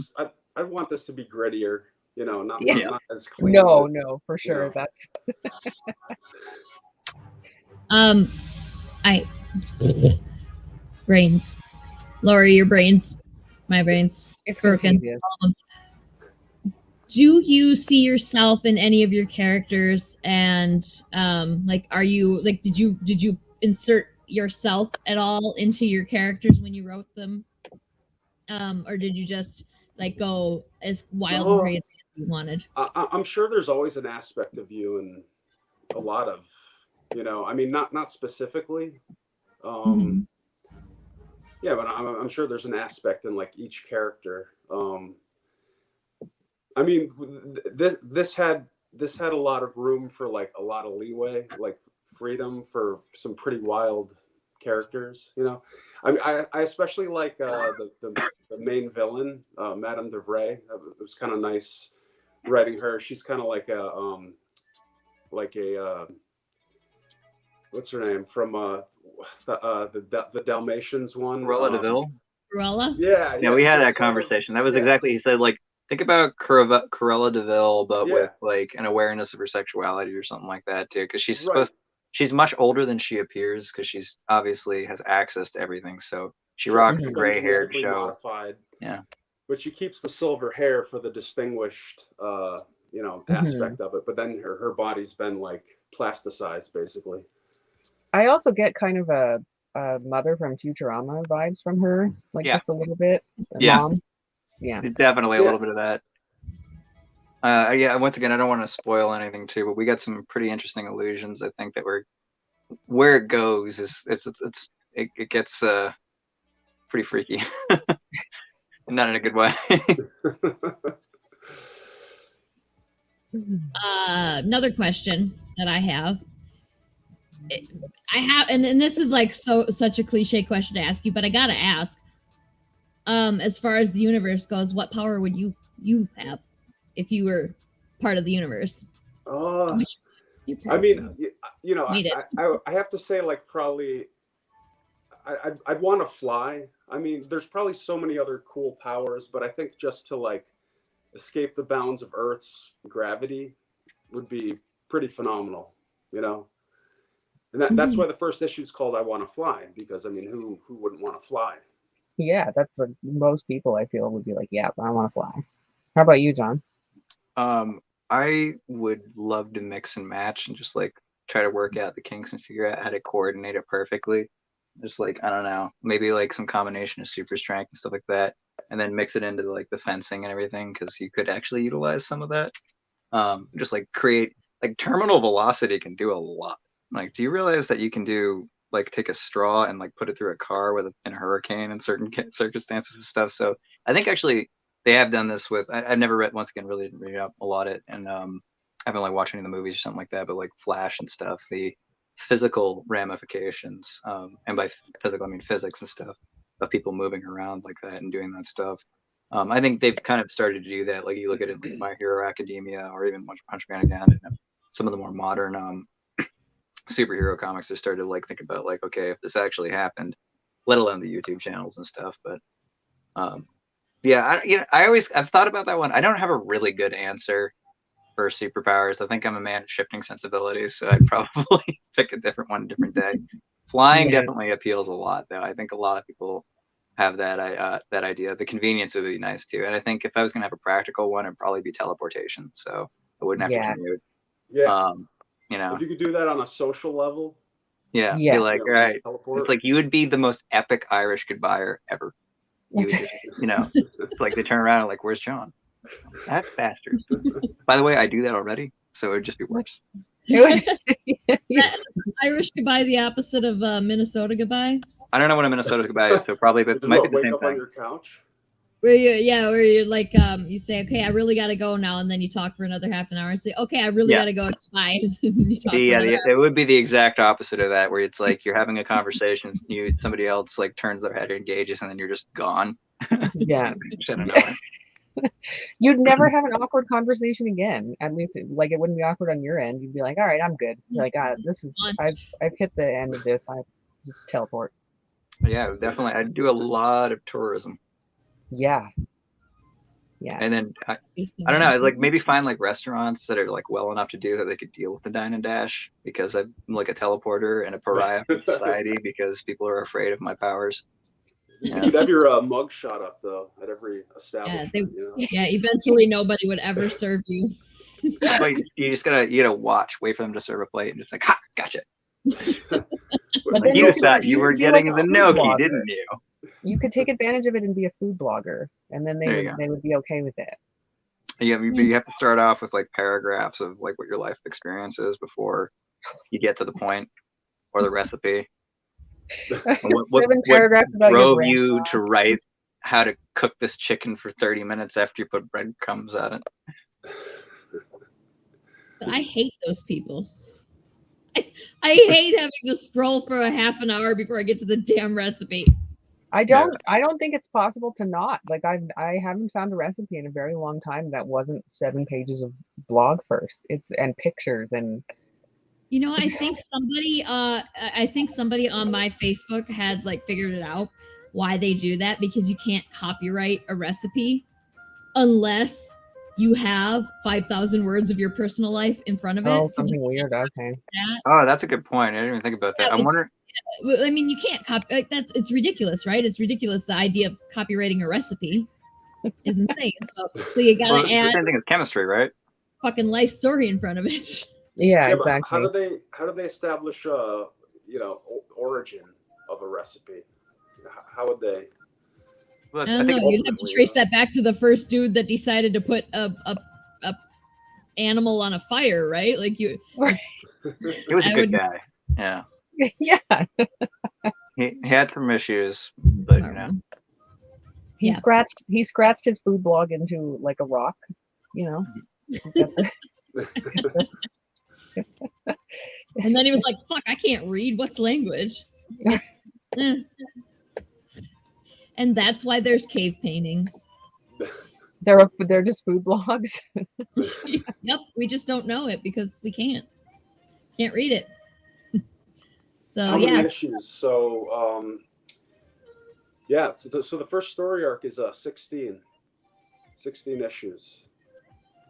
First story arc. That means left open for the potential for more. Like, of course. That's very cool. But it's pretty dramatic what happens by the end. Oh, I'm sure you could have side stories. You can have all kinds of stuff. Oh yeah, well, because it's 30 years of superpower. So you have the golden age, the first 10, the silver age, the middle, and then we're entering the modern age. Yeah. Oh man, I'm so each excited. age is different, you know. That's I mean, it seems like for indie comics, 16 is a lot. Some comics are like 4 issues long, and then you get some that are like, we don't know how many issues there are. In terms of our current series, 16 is quite condensed. Is it really? That's fair. Okay, that's fair. Yeah. Well, I think the scale is like it slopes pretty high and hard, because like I feel like by virtue of sparsity, you're gonna have more short runs. Because like if I was gonna work on 3 different titles that are all 1 issue, that's 3 issues right there. But I work on 1 title that's 9 issues. It's like, well, I've only got 1 title. But yeah, so I think you're gonna get more of those. It's like to skew your data just a little bit. But from what I've talking to other people and publishers, 16 for indie comics is a pretty high count. And then what you're doing, Laurie, is that's a little on the absurd side. Yeah, I'm you guys have been going pretty far, pretty long. It's breaking rules. The amount of resources that you need, like just think about it in terms of how much money you need to make 1 comic. Never mind 16 or 30. You know, that's a lot. So you know it's that's why I feel like 16 is up there. I'm used to the idea of like 5 or 6 in an indie series, but because we don't have the resources that the big guys have, so we can't make a open-ended story like that. But as long as we are able to keep getting people to buy them, then we can keep making them. Those do get cut short if they aren't making money, though, because you still have to keep profitable. So there is that. That is true. I mean, I think it's sort of the same thing in general with indie comics. It's obviously a lot easier if you're in Todd's situation where you have upfront capital and you can kind of go and do what you can about picking who you want to work with and getting it out there. But yeah, I mean, running businesses, entrepreneurship 101, keep it going. Even with this series, though, there's payoff before you get to the 16th issue. You know what I mean? There's it's not like you have to, but it's just the what I envision, like it goes on longer than just 4 issues, but there's obvious payoff along the way. Right, you got to keep people interested, so you got to add that fun stuff in there. So, I mean, I think everybody assumes that the first issue is a lot of world building, anyway. So I'm not when I read it as the first issue of a series, I'm not disappointed if there's not a lot of action, or because as long as the world building is good, I'll keep reading it. Right. Yeah, and there's a fair share of this of world building, but it does drop into the main story by the end.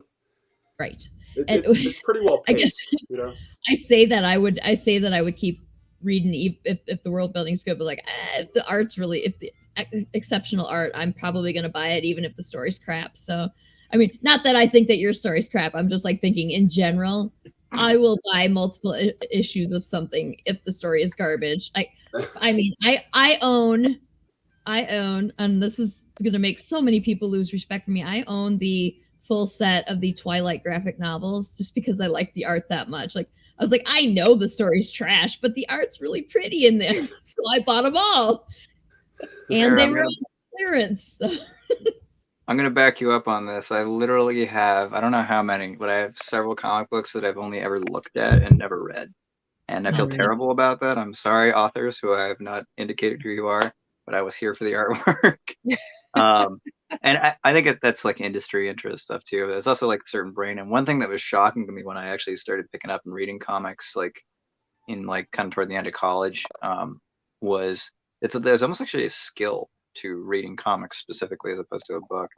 And then obviously if you're not doing really good with your panel design or your page layout and how the flow works and everything like that, it makes it a lot harder for people. But and I think the temptation is to sort of just look at the picture, you got the idea, and then move on and not do any reading. So yeah, that's an interesting. That's a skill. I think that there's lots of people out there that are in comics that still haven't mastered that whole panel layout flow thing. I mean, even just as a reader though, like the experience of reading. It takes a little bit of adjusting to be like, oh, okay, I need to follow the flow of this. It's an acquired skill. As a creator, if you do it poorly, then it's going to be difficult for that reader to do that. So both ends. Yeah, it's different from reading a novel, like you said. So the question is Potentia the only place that sells powers? And in this story arc, we only deal with Potentia and kind of like outside Potentia, but in this world, I envision like an Asian Potentia, when I have like future story arcs set in this other, I was going to call it like Sun City or something like that. But I mean, so conceivably there are other cities in the world. This is kind of the like New York, or I guess John sees it more as like a Vegas, LA, city. Hybrid. It's all three. Yep. Yeah. But yeah, I mean, there are other cities conceivably in this world that have superpowers, and they'll have their own, ethnically, designated superpowers. I mean, they'll have more Asian themed superpowers potentially in the Asian city. Mm-hmm. Yeah, one of the I think another element that is kind of portion of the story where we're not really spoiling anything. Other factors is the resistance to a world that does this. It's sort of like your old world, new world sort of pairing up and competing with each other. The prohibition movement. Yeah, absolutely. Because superpowers have been abused for conceivably 30 years. I mean, so yeah, there's a huge like superpower prohibition movement to outlaw superpowers, and it's gaining more and more steam. So that's kind of the backdrop, that underpins this story arc. We're almost halfway. Oh yeah, I was like, what are you talking about? I'm the one who just shared that, and that's why I shared it. I was like, look, we're getting there. It's getting close. So yeah, I mean,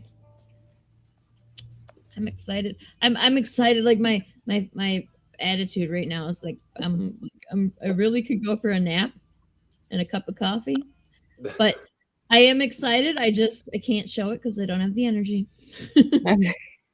Just and channel it's the light. I mean, it's dark outside already. It's like the middle of the night now. I hate winter.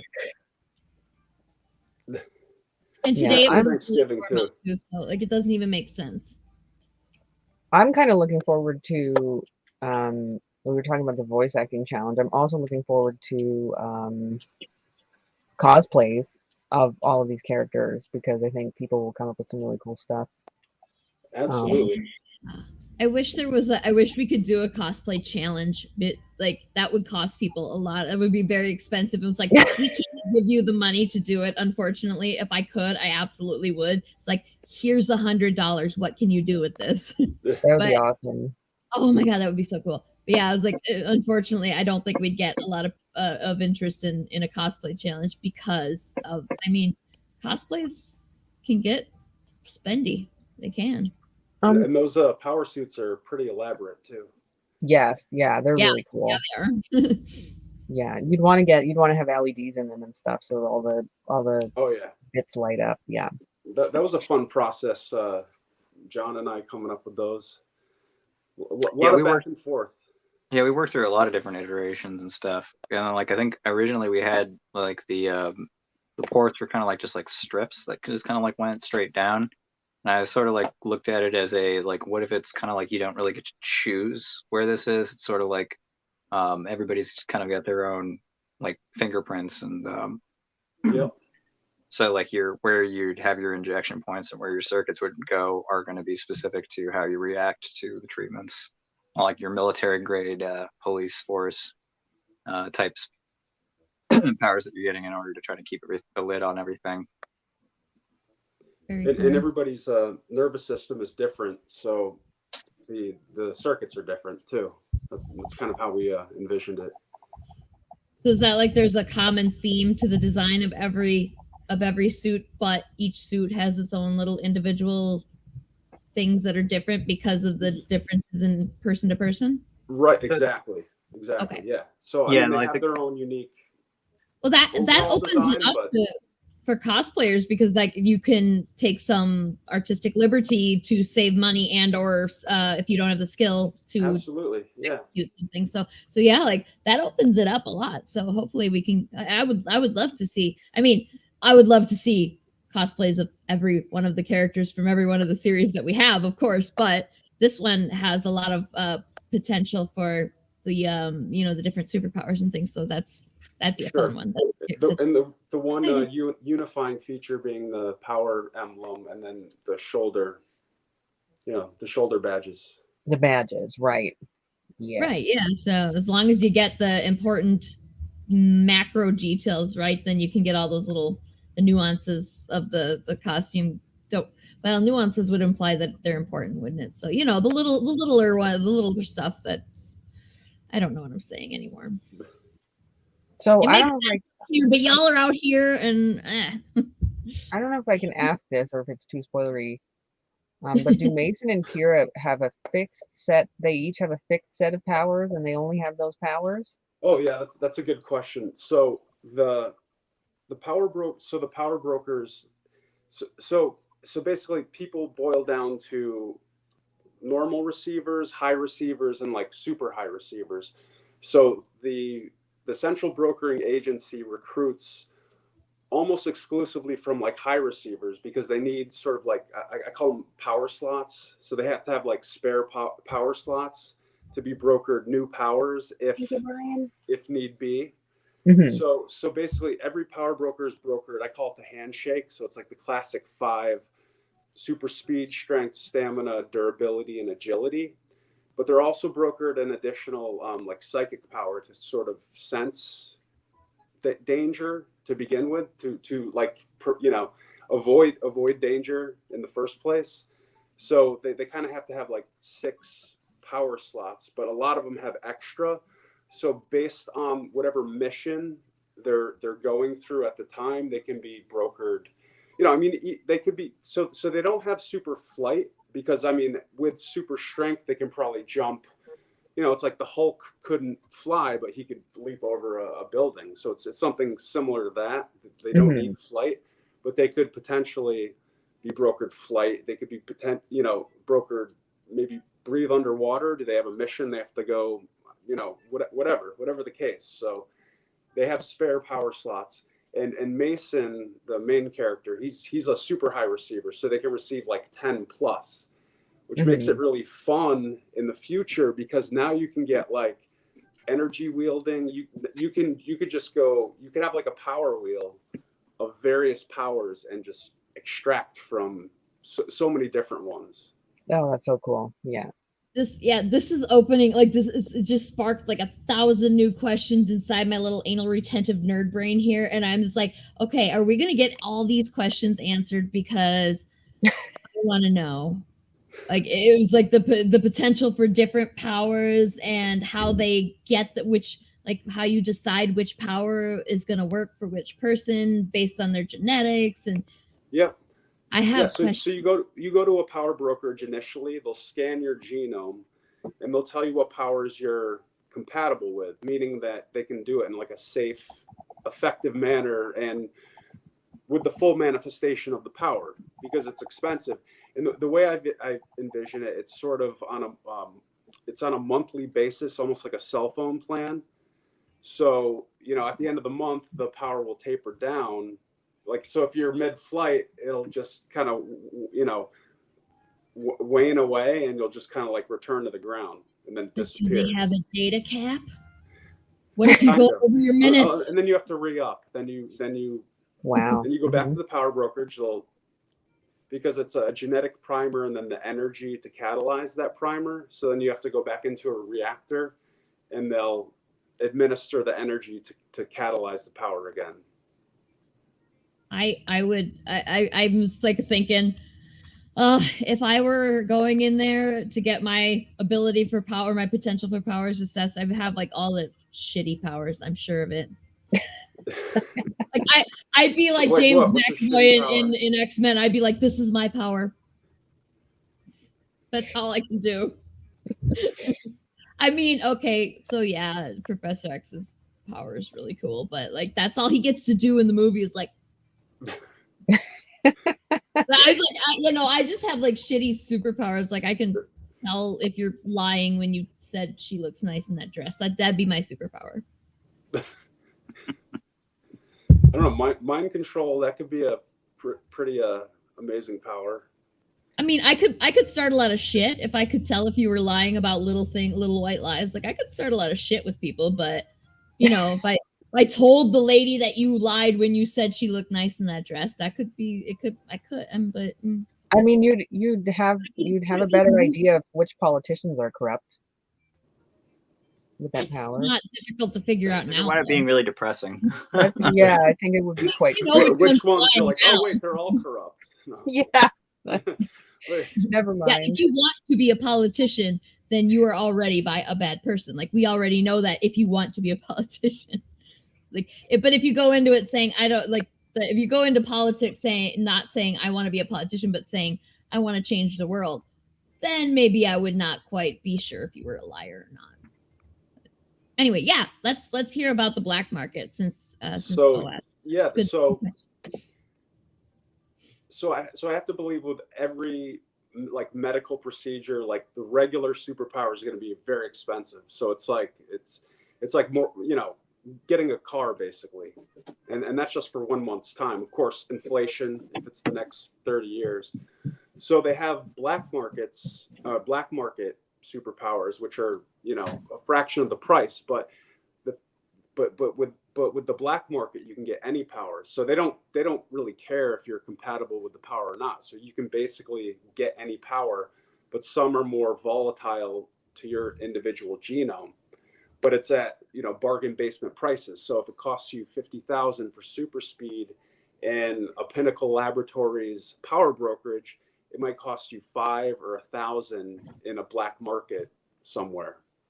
So you'll get the power, but I mean, it could go awry. You could mutate. You might go crazy. The power brokers have a device called a rescinder, which I kind of envision like like in Ghostbusters, how they had the you know, the trap that sucks in the ghosts afterwards. But this it's a little different. It's a device that affixes to the skin, and it takes back the power basically, but it implants a genetic block in the chromosomes that prevent any future upgrade. So basically, like, it's a zero tolerance for bad behavior, for foul play with superpower. You get your powers taken back. That's it. You can never be modified again. And that aspect plays into this initial story arc, because they come up with, I don't know how much I should reveal, but I mean, somebody comes up with a way to get around it. So it kind of creates like an open season for power jackers. I was gonna ask, because like taking away the ability, you know, forever, raises some issues about, some questions about who gets to play God by taking away powers or giving them powers. Sure. Like, I assume that at some point that's going to be addressed, because that would be a big deal on the ability to gain superpowers. That would be a big question. Yeah, the way I see it, it's almost like a lethal force that police are given. It's sort of like in the moment, if they have to take away that power to prevent, you know, harm, they're kind of given that leeway. So they're like, you know, judge, jury, executioner, so to speak. That's questions. I have more of them now. I just so many questions. And you bring me up, you make me think of new questions, and then I forget all the old ones too. So don't worry, I'm not going to ask you any of them, because I'm forgetting them all. But yeah, that's it's just it's very complex. Without even reading it, I could say, just from you describing it, very complex universe that you have created here. So very excited to read it, to read more, because I mean, I got to read the first one already. So yeah, I hope you're ready for some crazy questions about the universe too, Todd, because like we had Felipe Cagno on the show, and he writes The Few and the Cursed. And of course, like his universe, like there's no water, there's very little water. And we went on probably a 15-minute tangent about like how people poop and where they poop. And like people will get into like really weird specific shit about your universe. No, and you'll be like, I did not think of that. Yeah, the creator probably thought about that ad nauseum. Like, you know. We had a thing just about the last comic went on a rant about little NSFW, but we had a rant about anatomy last time. So like we can Medusa.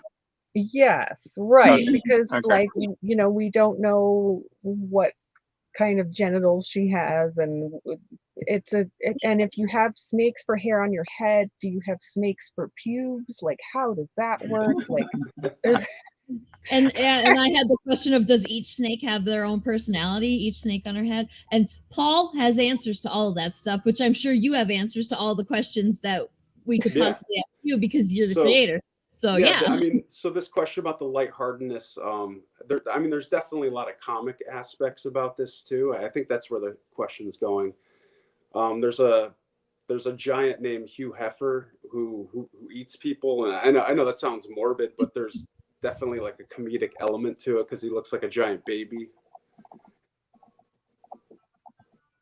I'm Did I answer thinking of that question? Attack on Titan now. I'm gonna try to help you out there too. It's like I think that you could totally make the comparison because historically speaking, yeah, genetic modification and eugenics go hand in hand. However, this doesn't have anything to do with like racial superiority or anything like that. It's quite specifically limited to superpowers. I think Right. that And kind it's of a more fair of a question. commercial thing that drives Yeah. this world. I mean, it is kind of the sci-fi version of eugenics. I mean, it's not the first time that who gets superpowers has been explored in a comic. So you're just it's a different approach, asking different questions, assigning them in different ways, but it's still kind of, it's still a question that's been asked before. And it is kind of the, what's the word? Comparison, analogy? Yeah. Whatever. Hopefully you know what I'm talking about. Like, yeah, it's the superhero comic version of eugenics and yeah. There's a lot of it's just that you don't have to worry about racism because that's not how it gets assigned. Yeah. Or and there's a lot of silly powers too, which is, I mean, there's a lot of potential for goofiness as far as like there's like an engorge power where you can engorge anything you want, and there's a shrink wrap power where you can shrink anything, and just anything you can imagine you can pretty much do. So I mean, there's going to be a lot of comic stuff, comedic elements. Right. There's going to be ridiculous and there's going to be super dark. Sure. It ranges from the ridiculous to the super dark and violent. Like, yeah. Sure. Yeah. Oof. I mean, I'm just like, yeah, my mind just went into some pretty weird places now. So, and I mean, you did say if you can think of it. So, yeah, I mean, that if something exists, people are going to make it sexual. So, like, that's the thing. Like, Rule 34. Rule 34. Yeah, exactly. Yeah, Rule 34. I've had some conversations and debates about people about relative morality and everything too, due to the whole Rule 34 thing. And I may not make any friends here, but I think we should all agree that maybe content and material that's designed for children under a certain age should just not be subject to that for the sake of humanity. I know it's a lost cause to ask for that, but I'm just like, yes. What are you gonna do? I agree to both points. It's a lost cause, but also, yeah, we shouldn't do that. I mean, there's just the stuff that's designed for children already has, like, I mean, like, I'm thinking specifically of like Elsa and Anna from Frozen. Like, they're not even 36, 24, 36. Like, Elsa's waist is like a pin, and then her chest is a V. So, I mean, that is over sexualized. That's not what a regular person looks like. So, and that stuff is meant to be for kids. So even there, you still got like how sexual is too sexual, or what is sexual? Like, we don't even have an answer for that damn question. So, but look at how close we're getting to halfway, and we've only been live for like not quite 2 hours yet. We're solving all the world's problems on this stream. On top of that. And waiting for sushi. Yeah, thanks to all the contributors. This is great.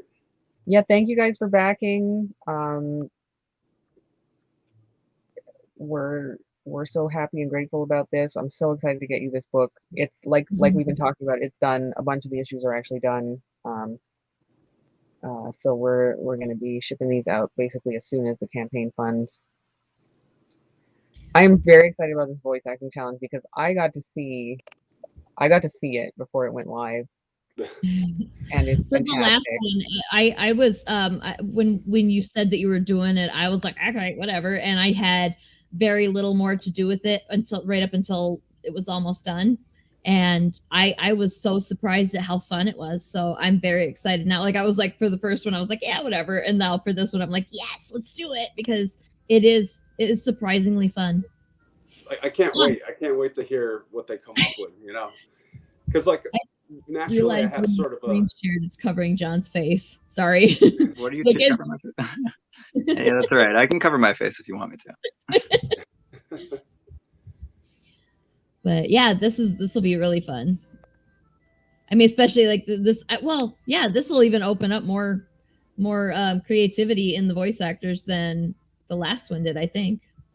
So yeah, I think it will. And Bo really took he really took, because they they read the first issue and I gave them access to that, so he really took it to heart. And you'll see when you see it. It's really great. Yeah, I have to. Whoa. Why every cat? Just every cat. So Bo did most of the male voices in that trailer, right? Yeah, he did all of them. Yeah. Oh, yeah, it's good So range. good. Yeah, we're actually he's got a hell of a range. He's got a hell of a range. He's such a good voice actor. And we're actually going to be doing a second video in the next couple of days, because we had cut the trailer down from a longer trailer. We have a good minute solid of Bo grunting, yelling, screaming, and doing all kinds of sounds. So we were thinking of doing just like a quick trailer with like all the Power Broker art and like some elevator music and just Bo like screaming and grunting the whole time, because like there's so many good yells. Like, yeah, for the whole 4 minutes of it. Yeah. That reminds me, I saved my outtakes for you, my bloopers, not like the ones. Obviously, you have the stuff that you had to cut from me, but I saved all my bloopers. I have to remember to send it to you. Most of them are just me starting to say the line and then going, "God damn it, Twee!" So right. It's not exciting, but that's great. All the outtakes.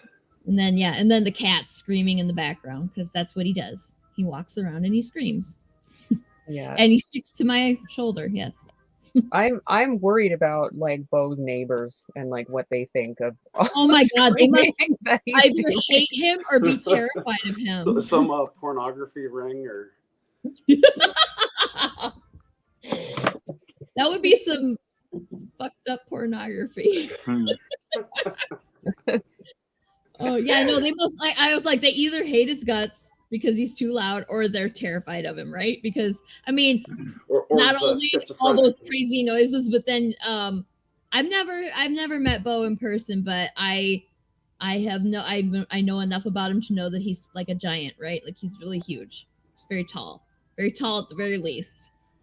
And yeah, so people see him, and then his neighbors. Vocal cords. Yeah, and then they see him, and they hear all the noises coming, and they're going, "Oh my God!" I'm just gonna. This guy is not the sweetest person too. He's the sweetest person. He's like not scary at all, but like if you don't know, and you hear all the screams that he's doing, and the. Yes, his neighbors are so confused. They must be.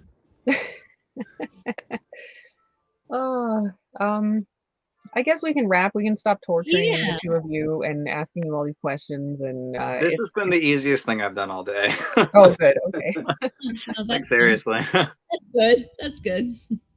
Yeah. So we got all that other stuff that we promised you about the voice acting challenge and the outtakes video, and another thing that I can't remember right now that I was gonna say, but I can't remember it, so I'm not gonna say it. Yes, I hope everybody backs, and I hope we get to goal really fast, because that's when we get to start doing like the really fun shit with the stretch goals. Is we have to get to the goal first, and then we can do all the fun stuff with the stretch goals. So tell your friends. Yeah, if you can't back, we love it. If you even give us $1, we love you. But if you can't do that, we understand completely. Share our stuff, because people don't see it on social media anymore when we share it. So if you share our stuff, it helps. You don't even understand how big of a help it is. So do that for us. And thank you, Todd, and thank you, John, for coming. Oh my God, he's got a sword. What is it with Johns and swords? All the Johns have swords. I have so many swords, and I fight with them. It's great. And I highly recommend it. Look up HEMA. Start doing it. We need more people in the sport. I believe it based entirely on the other John that I know. And you forged them, right? They know each other. No, I don't make them now. Oh, okay. Him and the other John know each other. Oh yeah, John. Oh, you're talking about that John. Yeah, John has an H. I do not. I'm a Jonathan. I'm a full person, not like John. That's true. Actually, I owe him a number of fights. I think we've got a good backlog now, so I'll have to make a trip out to see him. Yes. Really? This is some content potential. So Oh yeah, totally. We've talked about it. if this happens, make sure Will's there to film it. All right. He's the other John's resident filmographer, right? So he'll be, as long as he's there. It's we're good. one of the two kids because it probably isn't the wife. No, I'm pretty sure it's Will. Hey, Brad, thank Yeah, you. Brad, you snuck in right before we ended the stream, so thanks. That means you get a sticker too. Yes. Yes, stickers, and let me show that sticker one more time before we go. You get this cool Howl Power Emblem sticker. I keep waving my mouse around it like I think anybody can freaking see that. You can't see me waving my mouse around the sticker. We can't. My brains. Oh, and before we go, that was the other thing I wanted to say is back Moana's thingy too. Like I'm only gonna take a second, but it's moanatheauthor.com. Go check it out. It's a really fun kids book. The every page is this gorgeous. So yeah, go check it out and back.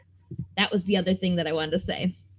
Yeah, it's a really beautiful book. It's in Hawaiian and English. It teaches people about Hawaiian culture and Hawaiian language. It's really important. She's about halfway to goal. It's an all ages book. I guess I should correct you. It's not just for kids. It's for everyone. Yeah, it's like kids are the primary audience, but it's to be enjoyed by all. And before, okay, right, I'm gonna play you guys. We're gonna go out on the trailer for. I'm gonna, instead of playing the regular outro, I'm gonna play the trailer again so that y'all can see it one more time, and I can cringe at the sound of my own voice one more time. But before we do that, I want to say right now we are standing at $1,417. 54 backers. Thank you all so much. You guys are amazing. So yeah. All right. Any parting thoughts, John or Todd? Yeah. No, good to go. If you put your hands together like this and turn it over, it's like you're wearing goggles. That's my finishing thought. It's like, isn't that like the not Hawkeye mask? Nice. Yeah. It's actually a stretch I got from doing like tendonitis physiotherapy. Like, Yep. Same. Oh yeah. It's so good. I saw Laurie. She's like, I know. Because I mean, I thought that was I did that as a kid. I think. Yep. Mhm. Okay, and now I have to update because now we're at $1,437.55 backers. Almost So halfway. goggles. Thank you. in there. Yeah. Yay. We have the best fans. You guys are the best fans. Everybody, best fans. Thank you, everybody. Yeah, Right here. much appreciated. All right. Hope you enjoy. Well, yeah, I would love to stay here until we get all of them, but we've got to, like, I have to eat and do homework and sleep, and I really need to use the restroom right now, so it's time to go. Careful what order you do that in. Yeah. I'm gonna do the first Yes. one first, as a matter of fact, because otherwise there could be. I'll just make more work for myself in the end, and we don't want that. So, okay, thank you, everybody. And if you haven't commented yet, jump in here right at the last second and do that, because you don't get a sticker unless you comment and back at a physical tier. And thank you, John and Todd. I think I said that already. I hope everybody has a very wonderful evening and a very wonderful week. Oh, and tune in next week for a regular episode at Mondays at 8 p.m. Eastern. And next week we're having Testicles the cat. And I'm never going to not giggle when I say that. Testicles is going to be on, and the royal genitals. And you have to tune in to understand what the hell all that means. So thank you, everybody, one more time. And good night. Thanks, guys. It's good talking. Bye. You are a sleeping giant.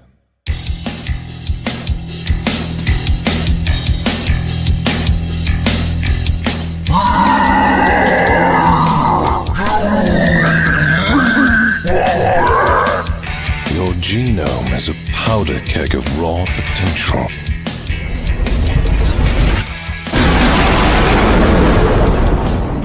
A simple swab is all it takes to pull back the curtain and unlock the true power encoded within you. Enough games, Mason. Time to spike! Not so fast, Seaver! Don't wait for greatness. Superpowers are now approved for human use. Power brokering goes public with Pinnacle Laboratories initiative. That one's tricky. Gonna cost you. can make you super.